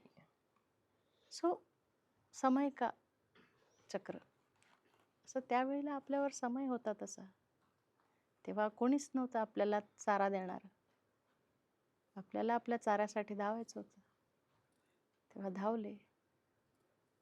अखंड चालू आहे प्रवास. माझ्याशी बोलताना तुला काही थोडंसं काय म्हणतो त्याला, असं खूप इमोशनल किंवा असं ट्रॅजेडिक वगैरे वाटतं का? ना ना, मी अशी ऐकतेय आणि मला आता सुचतायत प्रश्न. म्हणजे मी आता मला तुला असं विचारावंसं वाटतंय की अमरावती आणि मुंबई ही 2 शहरं. एका शहराने तुला संघर्ष दाखवला, लाईफचा एक असा काळ दाखवला की तुला असं वाटतं की कदाचित मी तिथे बघू नये परत माझं मागचं आयुष्य. पण त्याच शहराने तुला पुढे जाण्याची कदाचित मी एक वेगळी, कदाचित तू पण ते पाहिलं असशील की त्याच शहराने तुला हळू नकळत नकळत का होईना काही संधी दिल्या, ज्याच्यातनं तू पुढे पुढे आलीस आणि मुंबईत आलीस. आणि मुंबईत तू स्वतःला आणखीन किंवा नाही, मुंबईनं तुला शहराला सामावून घेतलं. माझ्या शहरावर माझं अतीव प्रेम आहे. हम्म. अमरावती ह्या शहरावर, वऱ्हाडावर माझं अतीव प्रेम आहे. हम्म. मला मागे वळून वऱ्हाडाकडे बघावंसं वाटत नाही असं नाही म्हणाले मी. हम्म. माझ्या तुझ्या व्यक्तिगत ह्याच्या आयुष्यामध्ये मला मागे वळून बघायची इच्छा होत नाही. कारण जेव्हा मी मागे वळून बघते तेव्हा मला असं वाटतं की मी खूप खूप कठीण काळातनं मी इथपर्यंत आले. मग जेव्हा मला असं वाटतं की आता माझे आनंदाचे दिवस आहेत, दिवस. आता मला हॅपी राहायचंय, आता मी खुश आहे, सो आता मी मागे वळून का बघायचं माझ्या आयुष्याकडे. आणि जेव्हा बघते तेव्हा मला खरंच वाईट वाटतं आणि प्राऊड पण वाटतं मला थोडंसं. का की हे सगळ्यांना नाही जमत. जे मला जमू शकलंय किंवा जे मला जमलंय ते सगळ्यांना नाही जमत. ते मी करू शकले. खूप खूप लोकांना पाहिलंय मी, खूप लोकांना तुटताना पाहिलंय, खूप लोकांना कोसळताना पाहिलंय, खूप लोकांना मी दुःखी पाहिलंय. पण सावरायला लोकांना खूप वेळ लागतो. दुःख कुरवाळत बसण्यात जो आनंद असतो तो लोकांना खूप जास्त हवाहवासा असतो. की मला किती दुःख झालंय, मला ब्रेकडाऊन झालंय, मला एवढं झालंय, मला ह्यानी त्रास दिलाय, ह्यानी डिच केलंय, त्यांनी धोका दिलाय, त्यांनी मला काढून टाकलंय, त्यांनी मला प्रोजेक्टमधनं काढलंय. सो ह्या एवढ्या गोष्टींचं लोकांना किती किती दुःख असतं किंवा किती त्याचा म्हणतो ना की त्यांच्यासाठी ते किती मोठं नुकसान असतं. बरोबर. मला हे सगळं बघताना मला असं वाटतं मी खरंच खूप स्ट्रॉंग आहे. माझे ब्रेकडाऊन्स पण झाले, असं नाही आहे त्या सगळ्याच गोष्टीतनं गेले मी. पण अनफॉर्च्युनेटली मला माझ्या पाठीवर थाप देणारं कोणीच नव्हतं. त्याच्यामुळे हे असंच नेहमी मला करावं लागलं, चल बेटा उठ. बरोबर. नेहमी मला असंच करावं लागलंय, की "चल बाळा, बस झालं. चल आता आपण हम्म. कामाला लागूया. पुढचा विचार करूया." सो बरोबर. असं अ, असं केल्यामुळे ना खूप की त्यात स्वतः इतकं ते ब्रेन डेव्हलप झालंय, बरोबर. की छोट्या-छोट्या गोष्टी काही फार महत्त्वाच्या वाटत नाहीत आता. हम्म, काही नुकसान असेल किंवा काय असेल असं वाटतं, ठीक आहे याच्यापेक्षा तर खूप मोठं आपण सोसलंय याच्यापूर्वी. सो तर असं असतं. राहिली आता मुद्दा येऊया अमरावतीवरनं. तू जे म्हणालीस, की अमरावती 2 शहरं आहेत. ही 2 शहरं माझ्यासाठी खूप, खूप जास्त महत्त्वाची आहेत. कारण ह्या 2 शहरांनी माझं आयुष्य घडवलंय. हम्म, अमरावती ह्या शहरावर माझं प्रचंड प्रेम आहे. विदर्भावरच माझं प्रेम आहे कारण माझी माझी जन्मभूमी आहे ती. त्या हम्म. मातीत मी जन्माला आले. त्या मातीच्या अंगाखांद्यावर खेळले मी. माझं बालपण तिथे गेलंय. माझ्या गावाकडच्या शेतीवाडीतनं सगळीकडे मी नाचत-खेळत मी मोठी झाली आहे. त्याच्यामुळे ते मरेपर्यंत जाणार नाहीये. ती आठवण घेऊनच मी इथनं निरोप घेणार आहे. आणि अमरावती हे शहर म्हणतो. माझं गाव तिथून थोडंसं लांब आहे. हम्म. आम्ही एका छोटंसं आमचं खेडं त्या खेड्यातनं हरतळेगाव म्हणून तिकडे माझा जन्म. पण अमरावतीमध्ये बरंच माझं शिक्षण किंवा कॉलेज माझं BA मी तिथे केलं. 12वी पर्यंत गावातच केलं. मग त्याच्यापुढे BA केलं. पण अमरावतीतल्या अनेक लोकांनी मला इतकं भरभरून प्रेम केलं माझ्यावरती. माझ्या सक्सेसमध्ये त्यांचे खूप मोठे आशीर्वाद आहेत. हम्म. अशा परिस्थितीमध्ये मला लोकांनी सांभाळलं जेव्हा मला खरंच खूप गरज होती. म्हणजे अ, एकतर मुलगी, त्यात कोणीच नाही पाठीशी. म्हणजे भाऊ 2 लहान, आई घरी, आई घर सांभाळते. अशा परिस्थितीमध्ये मी एकटीच प्रोग्राम करते किंवा एकटी सगळीकडे फिरते. अशा परिस्थितीमध्ये गैरफायदा घेणारे खूप होऊ शकले असते. बरोबर. माझ्या परिस्थितीचा, माझ्या एकटेपणाचा. तसं काही झालं नाही माझ्या आयुष्यामध्ये. मे बी त्यासाठी खूप मी स्वतःला लकी समजते कारण ज्यांच्या मी संपर्कात आले, त्या लोकांनी मला एकतर मुलगी मानलं, मनापासून मानलं. हम्म. बहीण मानलं, मनापासून मानलं. सो हे जे घडलंय ना माझ्या आयुष्यामध्ये, मी एकतर एकटी मुलगी जे मी आधी पण पॉडकास्टमध्ये म्हणली आहे, बोलली आहे ही गोष्ट, की मुलगी अपॉर्च्युनिटी झाल्या. अ, तेव्हा जबाबदारी होती, आता आता मुली अपॉर्च्युनिटी हे आहे. आहेत. हम्म. आता एकटी मुलगी म्हणजे लोकांसाठी अपॉर्च्युनिटी आहे. बरोबर. आणि अनफॉर्च्युनेटली ह्या अशा सगळ्या परिस्थितीमध्ये मुलाला काहीच होत नाही. हे खूपच मोठं दुर्दैव आहे. म्हणजे एवढं सगळं करून तो शावसारखा फिरतो. हे खूपच दुर्दैवी आहे. जे काय सगळीकडे चाललंय हे खूपच वाईट आहे. सो मी जे बोलत होते बॅक टू माय चाइल्डहूड. अशा कंडिशनमध्ये खूप काही वाईट घडू शकलं असतं. हो की नाही? कोणीतरी मला फूस लावू शकलं असतं. बरोबर. कोणीतरी मला प्रेमाच्या जाळ्यात ओढू शकलं असतं. कोणीतरी मला काहीतरी फूस लावून कुठेतरी घेऊन जाऊ शकलं असतं. पण फॉर्च्युनेटली काय झालं, की मी ज्या लोकांच्या संपर्कात आले, काही वारकरी त्याच्यामध्ये होते, हम्म. काही भजनी मंडळातली काही लोकं होती. अशी सगळी त्या प्रवाहातली लोकं असल्यामुळे त्या लोकांनी मला इतकं सांभाळून घेतलं. मला अजूनही आठवतंय मी 7व्या वर्गात असेल, 6वी की 7वी हम्म. आय थिंक 6वी मी तेव्हा मराठी ऑर्केस्ट्रा करायचे. हम्म. मराठी ऑर्केस्ट्रामध्ये सोबत माझ्या कोणीच नसायचं. सचिन गुढे नावाचा माझा एक मित्र आहे. मित्र म्हणजे मी दादाच ना माझ्यासाठी. हम्म. त्याचा तो ऑर्केस्ट्रा होता. सो त्यांनी नवीन फॉर्म केला होता मराठी ऑर्केस्ट्रा. सो त्याच्या ऑर्केस्ट्रामध्ये मी गायचे आणि प्रत्येक वेळेला त्याच्या कार्यक्रमाला गेल्यानंतर त्याची आई मला त्याच्यासोबत ठेवायची. हम्म. सो हे ब्लेसिंग्ज असतात. तिच्यासोबत राहणे, तिच्यासोबत घरी जाणे. प्रोग्राम झाला की दुसऱ्या दिवशी मग मी माझ्या गावी एसटीनी निघून जायचे. सो एवढं प्रोटेक्ट मला लोकांनी केलंय त्या पिरियडमध्ये. आत्ता शक्य नाही तसं. आत्ता किती बदलली परिस्थिती. हो. आता म्हणजे आपल्याच मुलीला घराच्या बाहेर पाठवू की नको भीती असं वाटते. होतं. भीती वाटते आता. अर्धा तास जरी लेट झाली की कुठे गेली? आली का नाही? कोणी कुठे काही झालं असेल का? किती मन घाबरलेलं असतं. अशा परिस्थितीत आपण आलोय. अशा परिस्थितीत आपण जगतोय. पण थोडं कुठेतरी म्हणा की काहीतरी ब्लेसिंग कोणाच्या तरी माझ्या कामी नेहमी राहिलेली आहे. हम्म. सो असं करत करत करत माझी जडणघडण झाली आहे. सो त्या लोकांचे काही आशीर्वाद, त्या लोकांचे काही संस्कार, त्या लोकांमधनं काही काही शिकत गेले. बरोबर. असं शिकत शिकत शिकत थोडंसं आपलं त्याच्यात जोडत इथपर्यंत माझा प्रवास मुंबईपर्यंत झाला. मुंबईत आल्यानंतर तर इथे सगळी चकाचौंध आहे मुंबईमध्ये. मला म्हणजे स्वप्नासारखंच वाटायचं पहिले 2-3 वर्ष तर हे काय चाललंय, अवतीभोवती काय चाललंय, आपण कुठे जातोय, कोणाला हम्म. भेटतोय, रस्ते माहित नाही, ॲड्रेस माहित नाही, कुठे जातोय. अशा सगळ्या परिस्थितीमध्ये करिअर प्रायोरिटी होती.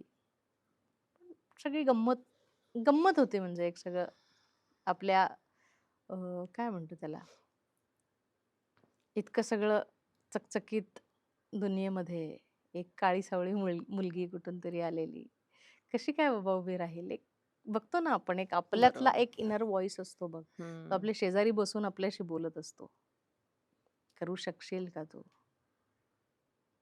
सो मला नेहमी याचं उत्तर पॉझिटिव्ह यायचं, हो मी करू शकेन. सो स्वतःला नेहमी पुश करत राहिले मी. सो आत्ता मला सांग की मला तुला विचारायला आवडेल की अशा काही गोष्टी ज्या तुला वाटतायत की ते निर्णय चुकले होते, पण त्या निर्णयांनी मला खूप स्ट्रॉंग बनवलं आणि मला त्यातनं शिकवलं त्या गोष्टींनी, की माझ्या पुन्हा या आयुष्यातले आयुष्यात असे निर्णय घ्यायचे नाहीत किंवा असं काही करायचं नाही आणि मी तुला सांगू का, मी नेहमी चुकीचेच निर्णय घेतले अगं. टू बी व्हेरी फ्रँक, काहीतरी बरोबर कसं असतं, आपण नेहमी बरोबर करण्याच्या दृष्टीनेच सगळं करत असतो. परत घेते. आपण सगळं बरोबर होण्याच्या हेतूनीच सगळं करत असतो. हम्म. पण ते जेव्हा त्याचे परिणाम चुकीचे होतात, तेव्हा आपल्याला लक्षात येतं की आपलं चुकलंय. हम्म. सो मी जे काही केलं ना, ते बरोबर करण्याच्या दृष्टीनेच सगळं केलं, की इथून आपलं सगळं नीट होईल. इथून आपलं सगळं व्यवस्थित हे करूया किंवा मुंबईत येणं हा हा माझा सर्वात मोठा काय म्हणतो त्याला एक कायदेशीर मार्ग नव्हता. मी ज्या पद्धतीने मुंबईत आले, असा कायदेशीर मार्ग नव्हताच ना तो. सुटला आणि बाण सुटला आणि निघाले असं झालं ना ते. सो आता तेच वाटतं, की कदाचित वेगळ्या मार्गाने काहीतरी करता आलं असतं किंवा काहीतरी वेगळं केलं असतं अजून, पण नाही असं नसतं. डेस्टिनीमध्ये ज्या गोष्टी ज्या पद्धतीने ठरायच्या असतात ना, ज्या पद्धतीने तुम्हाला फटके पडायचे असतात, ते पडून राहतात. मग ते तुम्ही कितीही चांगलं करायचा प्रयत्न करा, त्याचा परिणाम तो व्हायचा तो होऊन राहतो. आपण कितीही म्हणलं ना, की नाही, नाही आपण हे असं करून दाखवू आपण, ते नाही होत. आपण आपण चांगलं करायच्या हेतूनच सगळं करत असतो. पण जेव्हा गोष्टी आपल्या अ, आपल्या बाजूने होत नाही किंवा जेव्हा गोष्टी चुकीच्या व्हायला लागतात, तेव्हा आपण त्या गोष्टी सोडून देतो. बरोबर. सो तेव्हा आपल्याला वाटतं, की हां, ही आपली चूक होती. आपण नको करायला पाहिजे होतं हे. हम्म. पण जर आता मी असा विचार केला, की मी मुंबईला नसतेच आले, तर ती पण एक वेगळी बाजू आहे. हा विचार करून जर आपल्याला असं वाटतं, की आपल्या निर्णयावर पछतावा करायचा म्हणलं आणि आपण म्हटलं, की आपल्याला करायचंच नाही किंवा आपण नसतंच केलं, तर मी मुंबईतच नसते आले. नसते आले तर काय केलं असतं मी? कुठेतरी कोणाशी तरी लग्न केलं असतं. कोणाशी तर केलंच असतं ना. बरोबर. कोणीतरी XYZ कोणीतरी असताच. कोणीतरी आयुष्यात आलाच असता. आई-वडिलांनी जबरदस्ती लावलं असतं किंवा XYZ काय केलं असतं. कोणाशी तरी लग्न केलंच असतं. कोणाशी लग्न करून त्याची 2-3 मुलं सांभाळलीच असती. 1 नाही 2 मुलं तर सांभाळलीच असती. आणि तोच चांगला निघाला नसता तर, बरोबर. बरोबर. सो ह्या गोष्टी जर आणि तरच्या आहेत सगळ्या. आपण त्याचा परिणाम जेव्हा चुकीचा होतो, जेव्हा परिणाम आपण ठरवलेल्यानुसार होत नाही, तेव्हा ती गोष्ट चुकते. मग ती आपण चुकीची ग्राह्य धरतो. पण ती जर योग्य असेल, ती जर योग्य मार्गाने जर गेली, तेव्हा आपण कसे बरोबर होतो, हे आपणच आवडीने सांगतो ना. बरोबर. आपणच प्राऊडली सांगतो, की मी हे असं केल्यामुळे असं झालं. सो हे आपलंच अझम्पशन असतं. आपणच ठरवतो ह्या गोष्टी. असं आहे. निर्णय जे घ्यायचे ते त्याचे परिणामावरती ठरतं. त्या क्षणाला ते बरोबर असतात, आपल्याला त्या बरोबर क्षणाला वाटतात. आपल्याला वाटतात बरोबर, की हे बरोबर आहे. नंतर काही दिवसानंतर किंवा काही वर्षानंतर ते चुकीचे साबित होतात. असं बरोबर. आहे. मला सांग, असं बऱ्याचदा होतं, कलाकारांच्या बाबतीत अनेकदा असं घडत असेल, की एखादी गोष्ट तुमच्या आयुष्यात घडतेय, पण तुम्हाला परफॉर्म करायचंय. तुम्हाला गायचंय, तुम्हाला ते इमोशन्स त्याच पद्धतीने द्यायचेत. कला ॲक्टरच्या बाबतीत त्या ह्याने असेल, गायकाच्या बाबतीत त्या बाजूने. तुझ्या बाबतीत असं कधी घडलंय, की आयुष्यात काहीतरी घडून गेले, पण तुला ते परफॉर्म करायचंय. तुला ते त्याच इंटेन्सिटीने गायचंय. तुला तोच भाव पोहोचवायचाय. तुला ते जे आहे डोक्यात ते सगळं बाजूला ठेवायचंय. असं जर घडलं असेल, तर हे किती जड जातं किंवा हे तू कशा पद्धतीने केलंयस, असा प्रसंग आलाय आयुष्यात असे तर? तर खूप प्रसंग आहेत माझ्या आयुष्यामध्ये. म्हणजे जास्तीत जास्त जर कमाल किमान म्हणाल ना, तर कमाल तेच आहेत. त्याचं पारडं मोठं आहे. असे इतके प्रसंग आले माझ्या आयुष्यामध्ये, की ज्या वेळेला मी स्टेजवरती उभी आहे आणि मला आत्ता गायचंय. असं असे प्रसंग खूप आले. माझी मुलगी जी होती, ती आय थिंक 6 महिन्याची की वर्षाची होती. 1 वर्षाची होती. 1 वर्षाची होती आणि तिला 106 ताप आला एक दिवशी. So I used to beg money for hospital आणि सगळ्या गोष्टींसाठी माझ्याच घरामध्ये. जे काय मी कमवत होते त्याच्यावरती माझा काही हक्क नव्हता. So I used to beg की I need money to take her hospital. So I haven't got the money. I got the answer, if you want to get her treat to or take her to the hospital. So मला असं उत्तर मिळालं, की माझ्याकडे पैसे नाहीत. तुला काय करायचं? न्यायचं असेल ने, नाही न्यायचं असेल नको नेऊ. सो दॅट वॉज तिथून माझ्या आयुष्याला खरी जी 360 डिग्री म्हणतो ना आपण, की माणूस कसा स्ट्रॉंग होतो आणि कलाटणी मिळते. सो मी तिथून माझ्या बहिणीला फोन केला. तिला तिला असं सांगितलं, की असं-असं आहे. त्याला ताप आहे, 106 ताप आहे, खोकला आहे. खूप जास्त खोकलती आहे आणि मला समजत नाही आहे काय करू? माझ्याकडे रिक्षाला पण पैसे नाहीत, मी काय करू? ती मला म्हणाली, "एक काम कर तू, तिकडनं बस." ती माझी मानलेली बहीण हं. इथे माझं ओह! रक्ताचं कोणीच नाही. ती माझी मानलेली बहीण. सो ती म्हणली मला, की "तू एक काम कर, तू रिक्षात बस, टॅक्सीत बस आणि इथे बँड्रापर्यंत ये आणि बँड्रात आल्यानंतर मी टॅक्सीवाल्याला पैसे देते." हं. तर मी तिकडनं तिला अशीच घेतली खांद्यावरती आणि उचलली आणि हॉस्पिटलला आणली. हॉस्पिटलला आल्यानंतर डॉक्टरला सांगितलं 106 ताप तिला आहे. डॉक्टर म्हणले अजून थोडा उशीर केला असता तर मुलीला ते मिरगी वगैरे येतं. त्याच्यात ओह! मुलगी तुमची जाऊ शकली असती.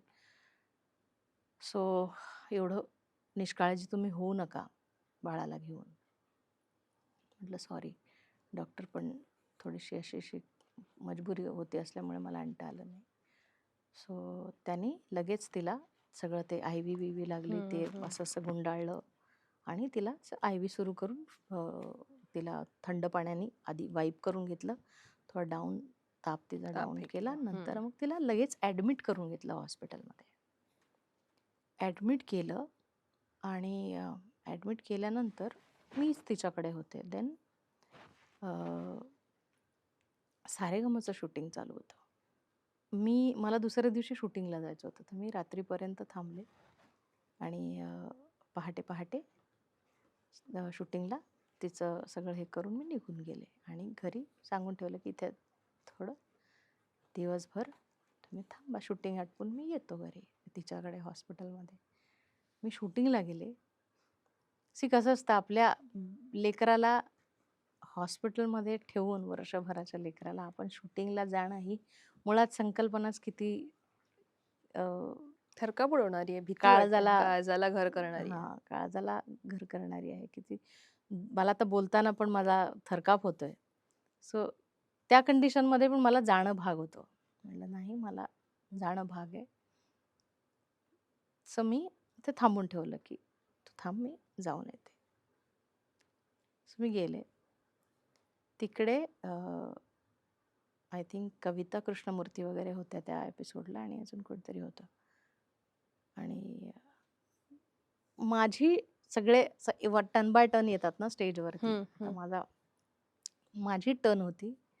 ते असं असं फिरवलं, फिरून असं येतं ना समोर. तर फिरून माझ्या हातात माईक, माझ्या हातामध्ये ऑरेंज कलरचा ड्रेस घातला होता मी. असं मी फिरले आणि असं चालत चालत चालत चालत समोर येऊन तिथे त्या आपल्या मार्कवरती येऊन थांबायचं असतं. मी मार्कवरती आले, मार्कवरती येऊन उभे राहिले आणि आता असं गाणं सुरू करावं, तेवढ्यात मला समोर चे वडील दिसले. मला 2 मिनिटं सुचलंच नाही की आता काय विचारायचं इथे. मुलगी कुठे आहे माहित नाही. आणि मी इशाऱ्यानेच विचारलं. सो ही सेड की हॉस्पिटलमध्ये. इथे काय करतोयस? बघायला आलोय असं. मी किती आत्ता मला त्या गोष्टीचा आत्ताही विचार करताना मला माझं अंग कापतं तो विचार करून. इथे एकदम हे जेव्हा समोरून ऐकलं, इशाऱ्यामध्येच झालं माझं ते बोलणं. माझं गाणं आहे, इंट्रो चालू आहे गाण्याचा. गाण्याचा इंट्रो चालू आहे. त्या इंट्रोत मी विचारते की शूटिंग आणि मी गाणं सुरू केलं. गाणं संपवलं आणि बॅकस्टेजला गेले. बॅकस्टेजला जाऊन मग तिथे त्याला विचारायला गेले, काय करता इथे? शूटिंग. बरं, काहीच बोलता येत नव्हतं ना. ते सगळे लोक, कॅमेरे सगळे उभे आहे आणि तेवढे आपल्याला उमज पण नसते ना. माणूस आतून तुटून जातो. बरोबर. त्यावेळेला काय बोलायचं, काय मनात काहीच येत नसतं. चिंता फक्त तिकडच होती. बरोबर. पॅकअप कधी होईल विचारते प्रोड्युसरला. मला सांगा लवकर जाऊ द्या, माझी पोरगी ॲडमिट आहे. त्यांनी मला सोडलं. तिकडनं थेट माझ्याकडे I-10 होती तेव्हा. थेट चाबी मारली आणि हॉस्पिटलला गेले. त्या इन्सिडेंटने मी खूप बदलले मी त्या इन्सिडेंटला. नंतर मग माझ्या लक्षात आलं की आपण किती एकटे आहोत. सो तिथे गेले, हॉस्पिटलला बघितलं. म्हणलं मग 4-5 दिवस नंतर काही नव्हतं. वन्स इन अ वीक असं काहीतरी असायचं. तर बाळाला घेऊन घरी गेले. सो असं काही इन्सिडेंट असतात की जे तुम्हाला शिकवतात, बऱ्याच गोष्टी शिकवतात आपल्याला उभं राहायचं असतं. त्यावेळेला सूर निघत नसतो, आवंढा असतो. हो, ऍक्च्युली आवंढा जेव्हा गिळून आपल्याला गाणं गायचं असतं, ते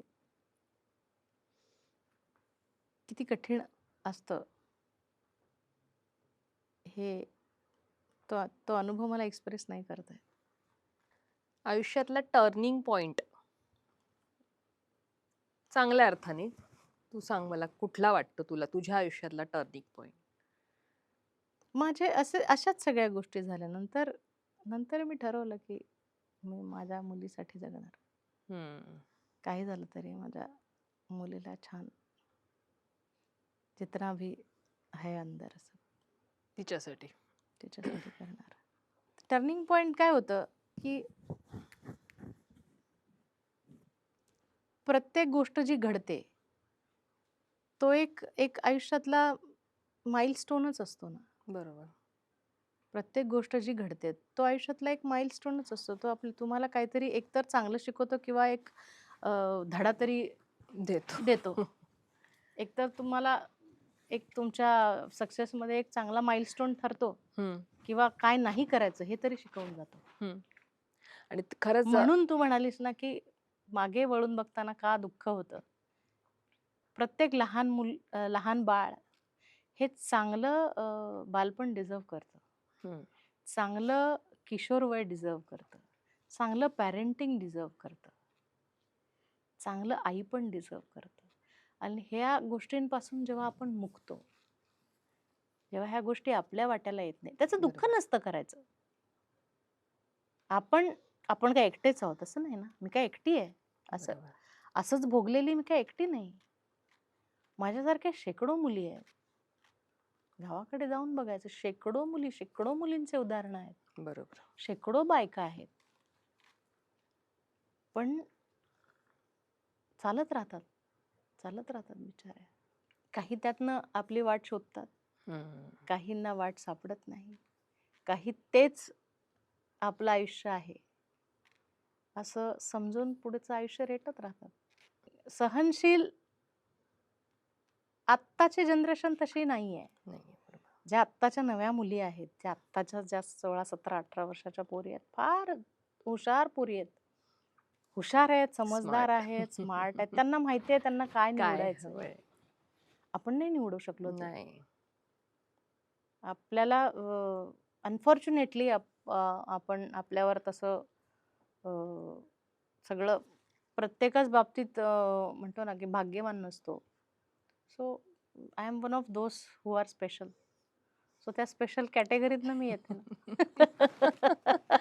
बरं मला सांग रियालिटी शो आत्ताच्या ह्याच्यातले जो तू पाहत असशील तर काय वाटतं तुला एकंदरीत? कारण तू 2-2 रियालिटी शोची विनर आहेस आणि काय वाटतं ते स्वरूप बदललंय? काय चांगलं झालंय? खालावलंय? आत्ताचा ना तो दर्जा नाही राहिलाय. म्युझिकला पण तेवढा दर्जा नाही राहिलाय. शिवाय जे कारण मी अशी एक व्यक्ती आहे, ज्या व्यक्तीने सारेगमप स्पर्धक म्हणून पाहिले रियालिटी शो. हं, हं. अशी व्यक्ती आहे, की ज्या व्यक्तीने रियालिटी शो स्पर्धक म्हणून पाहिलाय. त्या व्यक्तीने तो मॉनिटर म्हणून पाहिलाय.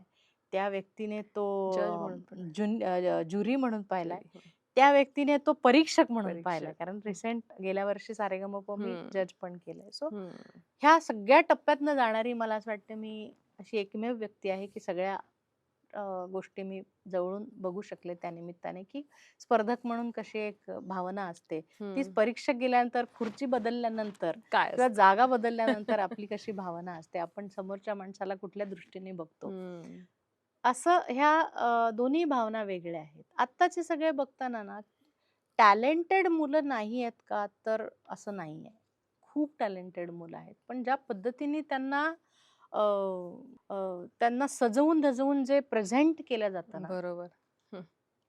ते खूप हरकत घेण्यासारखं आहे. की 1 मिनिट जेव्हा आम्ही जेव्हा होतो तेव्हा त्या पिरियडमध्ये म्युझिकल ज्या गोष्टी होत्या तिथे हं. कॉम्प्रोमाईज नव्हतं. हं, हं. जिथे म्युझिक आहे तिथे कॉम्प्रोमाईज नाही. हं, हं.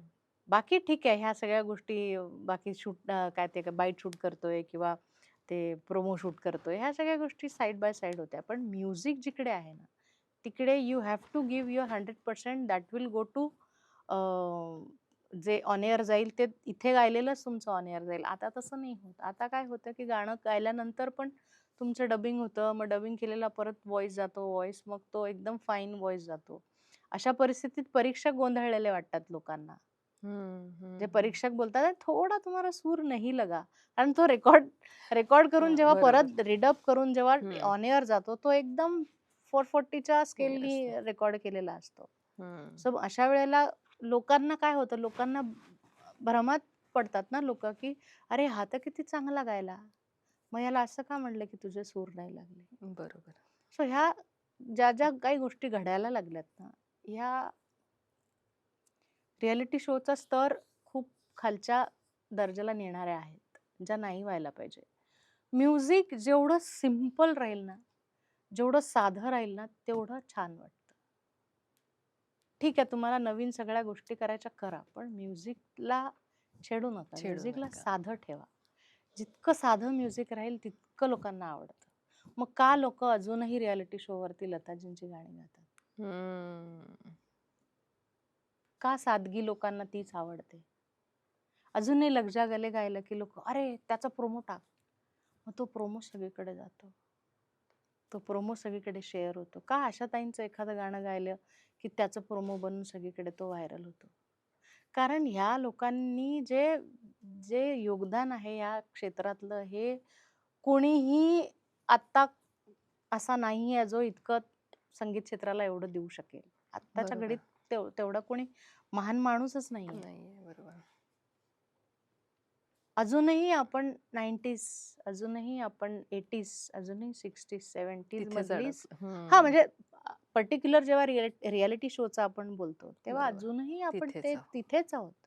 आपण अजूनही रियालिटी शोमध्ये या लताबाईंची, आशाबाईंची, मोहम्मद रफी, किशोरदांची, मन्नाडेंची, त्याच्यानंतर ही सगळीच जी गाणी आहेत. हम्म. 90s घेतलं तर पंकज उधास म्हणा, उदित नारायण म्हणा, अलकाजी म्हणा, साधनाताई म्हणा, ह्या सगळ्यांची गाणी आपण घेतो ना. मग का आपल्याला गरज पडते? मग तुम्हाला नवीनच करायचं, नवीन शो का नाही तुमचे चालत? का नाही चालू शकणार आहे? बिकॉज दे नो चालतं काय? इंडियन म्युझिक, पारंपरिक म्युझिकच म्युझिकच लोकांना चालतं. ऐकायला आवडतं. आवडतं.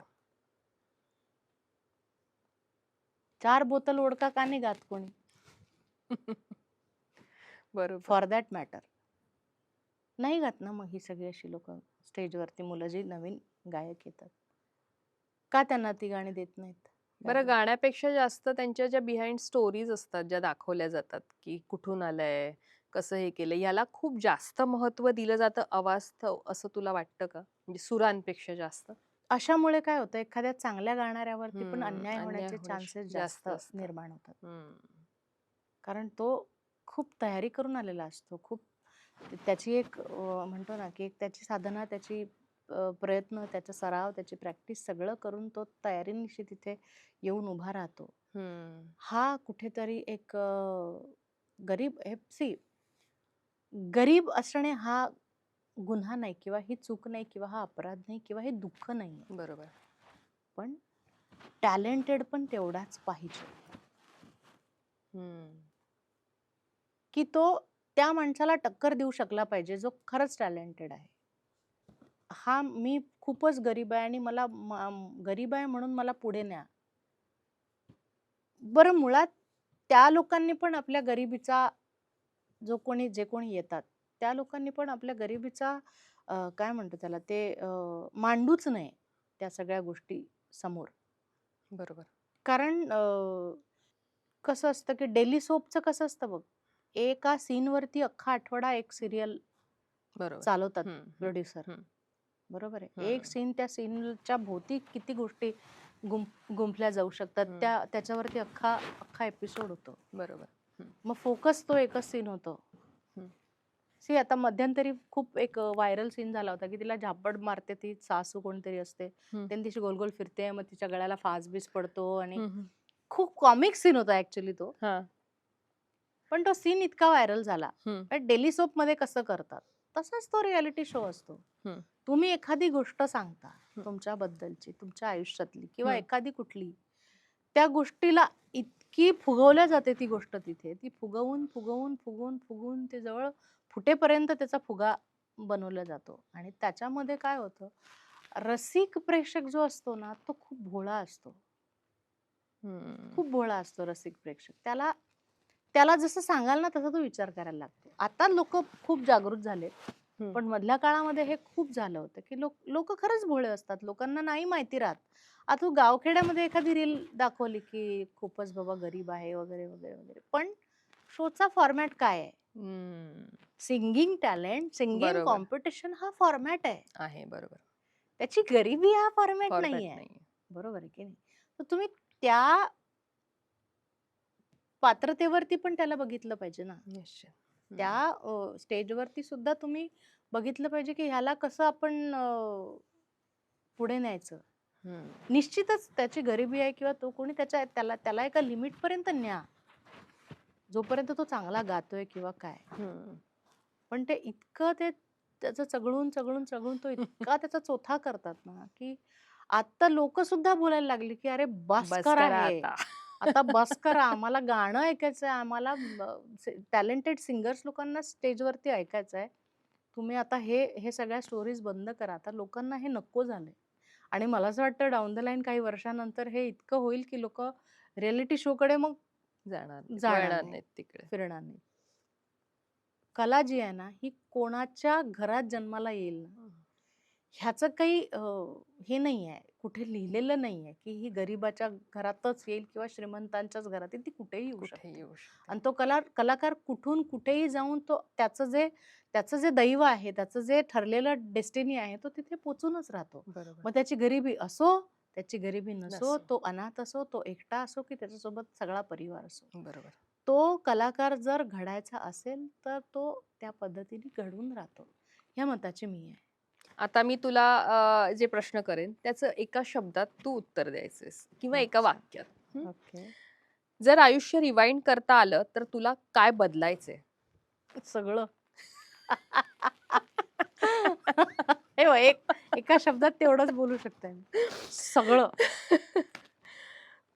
तुझ्या यंग एजला म्हणजे तू कुमार वयात तुझं जे वय तुझं होतं त्याला आपण म्हणू, त्याला जर एक सल्ला तुला द्यायचा आहे, त्यातल्या तिला जर तुला सल्ला द्यायचा आहे तर काय देशील? सल्ल्यापेक्षा मी तिला ब्लेसिंग्स देऊ इच्छिते की तुला छान पुढल्या जन्मी जन्म असतात की नाही मला माहित नाही, पण तुला पुढल्या जन्मी छान छान आयुष्य मिळेल. तुझ्यासाठी खरं सुख म्हणजे काय? माझ्यासाठी खरं सुख म्हणजे मी खूप वेळा अनुभवलंय. आनंद जो म्हणतो ना आपण, तो खूप वेळा अनुभवलाय. तो म्हणजे माझ्या लेकीच्या चेहऱ्यावरचं गोड स्माईल आणि रियाज करताना लागणारा सूर. एका शब्दात तुझ्या आजपर्यंतच्या प्रवासाला काय बोलशील? आजपर्यंतच्या प्रवासाला एका शब्दात खरं सांगता येणं अवघड आहे माझ्यासाठी. Life is beautiful. अजून काय म्हणू शकतो? बस ते छान तुम्हाला जगता आलं पाहिजे. त्या प्रत्येक परिस्थितीमध्ये ते जगता आलं पाहिजे. बरं, आता एक शब्द हे की हे असं ऑप्शन देते मी तुला. म्युझिक की सायलेन्स? म्हणजे संगीत की शांतता? दोन्ही. माझ्यासाठी दोन्ही खूप महत्वाचे आहेत. शांततेत ऐकता येणारं म्युझिक. ओ. फेम की पीस?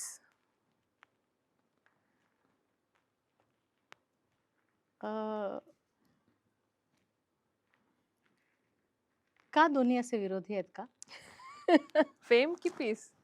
म्हणजे फेम म्हटल्यावर तुला तुझ्या अवतीभोवती एक सतत मी हे तसं असतं. ते सततवालं मला ते नकोच आहे खरं. हम्म. सतत ते मला मिळवता पण आलं असतं सहज, कारण तशा 2-3 संधी माझ्याकडे चालून आल्या होत्या. खासदारकीची संधी आली होती 2024 साली. ओ. सो अशा काही तरीच ती बातमी आली होती. आता मला कळलं की हा. बातम्या का पसरलेल्या. वैशाली म्हणे राजकारणात जाणार. सो नाही, आता रिसेंटली 2024 मध्ये म्हणजे थोडी आधी कळलं असणार ना पत्रकारांना कुठून तरी काहीतरी हो, खाणं मला सगळीकडून पत्रकार विचारायचे, तुम्ही आहात हम्म. का, येताय का? कोणी राष्ट्रवादीने दिलेली? आता सगळ्या अजितदादांनी नाव दिली घेणं होती. काही मला रास्त वाटत नाही इथे. पण यावर 2024 साली मला तशी संधी पण आली होती. ती जर मी स्वीकारली असती तर कदाचित आज चांगल्या ठिकाणी एका ठिकाणी खासदार असते. आणि मग तो गराडा राहिला असता नेहमी पत्रकारांचा, हे ते. पण मला खरं पीसफुल लाईफ आवडतं जगायला. मला माझा आनंद माझ्या आप्त लोकांबरोबर साजरा करायला जास्त मज्जा येते, आवडतं. तुझ्यासाठी जास्त महत्वाचं कोण? हार्ट की माइंड? कुठलाही निर्णय घेताना? दोघांची सांगड घालून घेतलेला निर्णय. लाईव्ह परफॉर्मन्स की स्टुडिओ रेकॉर्डिंग? काय आवडतं जास्त? लाईव्ह अर्थात जास्त आवडतं.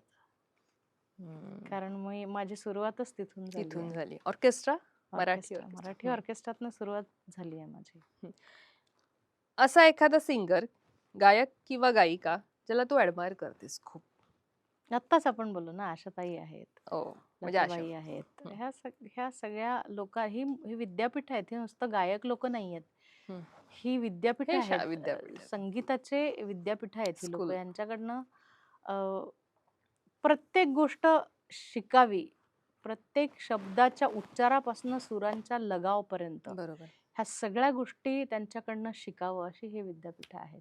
मला असं वाटतं यांची गाणी ऐकून ऐकून जेवढे सिंगर झालेत किंवा जेवढ्या सिंगर लोकांचे करिअर बनलेत, जेवढ्या सिंगर लोकांची अजूनही गरज चालतायत, पुढच्या जनरेशनच्या म्हणजे जनरेशनच्या सिंगरला जे ॲडमायर करणारी लोक आहेत ते कितपत ते पॉसिबल आहेत मला माहिती नाही येणाऱ्या काळामध्ये.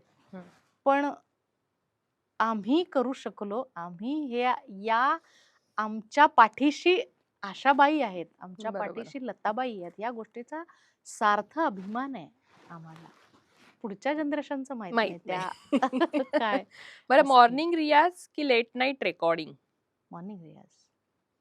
एखादी अशी सवय जी तुला तुझ्यातली बदलायला आवडेल तुझ्या चांगल्यासाठी? मला ज्या वाटतात की ज्या गोष्टी चुकीच्या आहेत घरामध्ये किंवा जनरली इतरांना, त्या त्यांना बदलाव्याशा वाटत नाही किंवा त्यांना त्या सोयीच्या वाटत नाहीत. आणि मला वाटतं की त्यांनी त्या बदलल्या पाहिजे. सो समहाऊ मला असं वाटतं नंतर की का मी असं उगाच त्यांच्यावरती वेळ वाया घालवते. जाऊ दे, त्यांना काय करायचं करू दे, माझं मला बघू दे. सो हे जे आहे मला असं वाटतं की हेच मी माझं बदललं पाहिजे. आणि कारण समोरच्याला आपण बदलू शकत नाही, आपण स्वतःत बदल घडवून आणू शकतो. आता मुलाखतीची सांगता आहे की असं तो प्रश्न, त्यामुळे मी विचारते, तुझं एखादं आवडतं गाणं जे तुझं नाहीये पण ते गाणं तुला खूप मनाला शांतता देतं, किंवा जेव्हा तू एकटी असतेस तेव्हा ते तू तुझ्या ओठांवर असतं किंवा डोक्यात असतं आणि ते तू गुणगुणत असतेस, असं एखादं गाणं जे आम्हाला गुणगुणून पण दाखवायचं, मग ते आशाताईंचं असू दे किंवा लताबाईंचं असू दे? अशी खूप गाणी आहेत. आशाबाईंचं एक गाणं आता हा इंटरव्ह्यूच आपण खरा आशाबाईंना डेडिकेट केलाय, कारण खूप त्यांच्याबद्दल बोललोय आपण. सो एक असं गाणं ज्यांचं मला गायला आवडेल, म्हणजे आणि आता एक तू कार्यक्रम करायला हवास आता आशाबाईंवर गाण्यांचा. निश्चित करू शकतो, काही प्रॉब्लेम नाही. त्यांच्याशी खूप गाणी मला म्हणजे मुखपाठ आहे तशी, शेकडो तरी असतील जी मला स्टार्ट टू एंड माहिती आहेत. माझी स्वतःची मला गाणी पाठ नसतात, पण लताबाईंची, आशाबाईंची, मोहम्मद रफी साहेबांची, किशोरदांची गाणी मला इतकी गाणी पाठ आहेत सगळी. ऐकत असल्यामुळे म्युझिक पीस सकट. आता तर आताची नवी गाणी फक्त इंस्टाग्रामवर एक लाईनच आपल्याला पाठ असते, बाकी गाणं माहित नाही. ते एकच लाईन त्या गाण्याची माहिती असते, तीच इन्स्टावरती ट्रेंडिंग असते. त्या एका लाईन साठी म्युझिक बनतंय. किती दुर्दैवी गोष्ट आहे, किती वाईट दिवस आले म्युझिकचे की त्या एका लाईन साठी लोक अख्खं गाणं बनवतात. सो असं नाही व्हायला पाहिजे खरं, की एक लाईन कॅची असली पाहिजे जी इन्स्टाला चालेल वगैरे. ही समजूतच मुळात तुमच्या म्हणतो ना की संगीताच्या प्रती असलेल्या प्रेमाला खुजं बनवते. बरोबर. तुम्ही का अख्खं गाणं तुम्ही नाही बनवू शकत जे सगळीकडे चालेल, सगळीकडे धावेल? कोणाला खरं आयुष्य जगायचंच नाहीये. सगळ्यांना ते सेल्फी काढून सोशल मीडियावर टाकायचे आहे. मी असं पण बघितलंय, म्हणजे 1-2 वेळा जे सोशल मीडियाचे आमचे काही 1-2 मित्र सगळे भेटल्यानंतर आम्ही हॉटेलमध्ये बसलो आणि हॉटेलमध्ये ऑर्डर केल्यानंतर फूड आल्यानंतर आम्ही सगळे बसलो आणि मी असं काटा चमचा घेऊन, अरे रे नको नको नको थांब, आपल्याला पहिले फोटो काढायचा आहे, फोटो काढून इन्स्टाला टाकू. ते इन्स्टाचं जाऊ दे म्हटलं, तर मला अन्न पहिले पोटात टाकू दे, भूक लागलेली आहे. कारण ते गरम गरम अन्न मला खाल्ल्याने माझ्या मनाला आनंद होतोय. तो आनंद माझ्यासाठी महत्वाचा आहे. जेवण केल्यानंतरचा किंवा एखादा आवडती आपली डिश खाल्ल्यानंतरचा तो आनंद आहे. तो आनंदापासून मुकत चाललेत हे जे इन्स्टा फ्रीक लोक झालेले आहेत किंवा सोशल मीडिया फ्रीक जनरेशन आलेली आहे. या लोकांना फक्त त्या माझ्या जेवणाच्या थाळीच्या फोटोला किती लाईक्स आहेत, त्याच्यावर किती हम्म. कमेंट्स आहे, हे आयुष्य झालंय. म्हणजे माझ्या पोस्टवरती किती लोकांचे लाईक्स येतात, किती कमेंट्स येतात, हम्म. ह्याच्याशी मी इमोशनली जोडले जोडले गेले. गेले. हम्म. हे किती दुःखद आहे. मला इमोशन्स माझ्या मित्रांसाठी हवेत, मला इमोशन्स माझ्या मुलीसाठी हवेत, मला इमोशन्स माझ्या नवऱ्यासाठी हवेत, मला इमोशन्स माझ्या आईसाठी हवेत, भावासाठी हवेत, मित्रमैत्रिणींसाठी हवेत. त्याच्या आयुष्यात काय चाललंय बरोबर. त्याच्यासाठी मी जास्त हे असलो पाहिजे, भावनिक असलो पाहिजे. पण मला आवड आहे की त्याच्याशी माझं फोनवरती बोलणं नाही झालं तरी चालेल, पण त्यांनी माझ्या फोनवर पोस्टवरती कमेंट केली की नाही हे जास्त महत्त्वाचं आहे. बरोबर. सो हे जे आपण काय म्हणतो ना की एक आभासी जगामध्ये आपण भुलवत चाललोय ना स्वतःला, ह्याचा अंत कधीतरी होणारच आहे. होणारच आहे. एक somewhere you will land in somewhere in काय म्हणतो त्याला आपण, अशा ठिकाणी आपण जाऊन पोचणार की जिकडे डिप्रेशन शिवाय दुसरा कोणी मित्रच नाही आपला. ऍक्च्युली असं काय कामाचं ना आयुष्य. पण आता जमाना तसा है, जमाने के साथ चलना पड़ता है भाई. तुम्हारे जमाने के साथ तुम चलो, हमारे जमाने के साथ हम खुश हैं. चलते. बरोबर. हम जी रहे हैं, हम जी रहे हैं, जी लिए, लाइफ अच्छा जी रहे थे अभी भी, बिकॉज हम लोगों को अच्छा सिखाया गया. अच्छा इसलिए की चांगलं ह्याच्यासाठी की आपल्या वेळेला मोबाईल्स नव्हते, बरोबर. म्हणून आपण खो खो खेळू शकलो, लंगडी खेळू शकलो, पकडापकडी खेळू शकलो, सगळं खेळू शकलो. खेळून आपण हॅपी राहिलो, आपण तो आनंद आपला साजरा करू शकलो. बरोबर. अनफॉर्च्युनेटली या जनरेशनमध्ये सगळं काही मोबाईलमध्येच खेळतात. बरोबर. खेळ मोबाईलमध्ये आलेला आहे, आनंद मोबाईलमध्ये आलेला आहे, तुमचं काय म्हणतो ना एकमेकांसोबतचं अटॅचमेंट हे मोबाईलमध्येच आलेलं आहे. सगळं मोबाईल. सगळा जो सार आहे आयुष्याचा तो सगळा मोबाईल आहे. सो हे थांबेल कधीतरी, मला आशा आहे निश्चित थांबेल. आणि कधीतरी जनरेशनला कळेल की काहीतरी दुसरं येईल ना, जेव्हा हे सगळं थांबेल तेव्हा काहीतरी दुसरं येईल, त्या ट्रेंडला आपण फॉलो करू. मला वाटतं याच ह्याच्यावर नोटवर गाणं एखादं छान होईल. चला, या नोटवरती आपण खूप बोललेलो आहे. आता आपण आशाबाई किंवा लताबाई दोघींपैकी हाँ कोणाचं तरी. जुस्तजू जिसकी थी उसको तो ना पाया हमने, जुस्तजू जिसकी थी उसको तो ना पाया हमने, इस बहाने से मगर देख ली दुनिया हमने, जुस्तजू जिसकी थी. वाह, खूप छान. आणि इतक्या मस्त मनमोकळेपणाने गप्पा मारल्यास आणि छान बोललीस. मला वाटतं वैशाली इतकं सुंदर बोलते आणि हे मी अजून ऐकून होते, कारण आपले इंटरव्ह्यू एक बहुतांश वेळा की हे कार्यक्रमाच्या किंवा तुझ्या गाण्याच्या निमित्ताने झालेले, असं निवांत गप्पा मारण्याचा योग हा पहिल्यांदा आला आणि खूप मस्त वाटलं.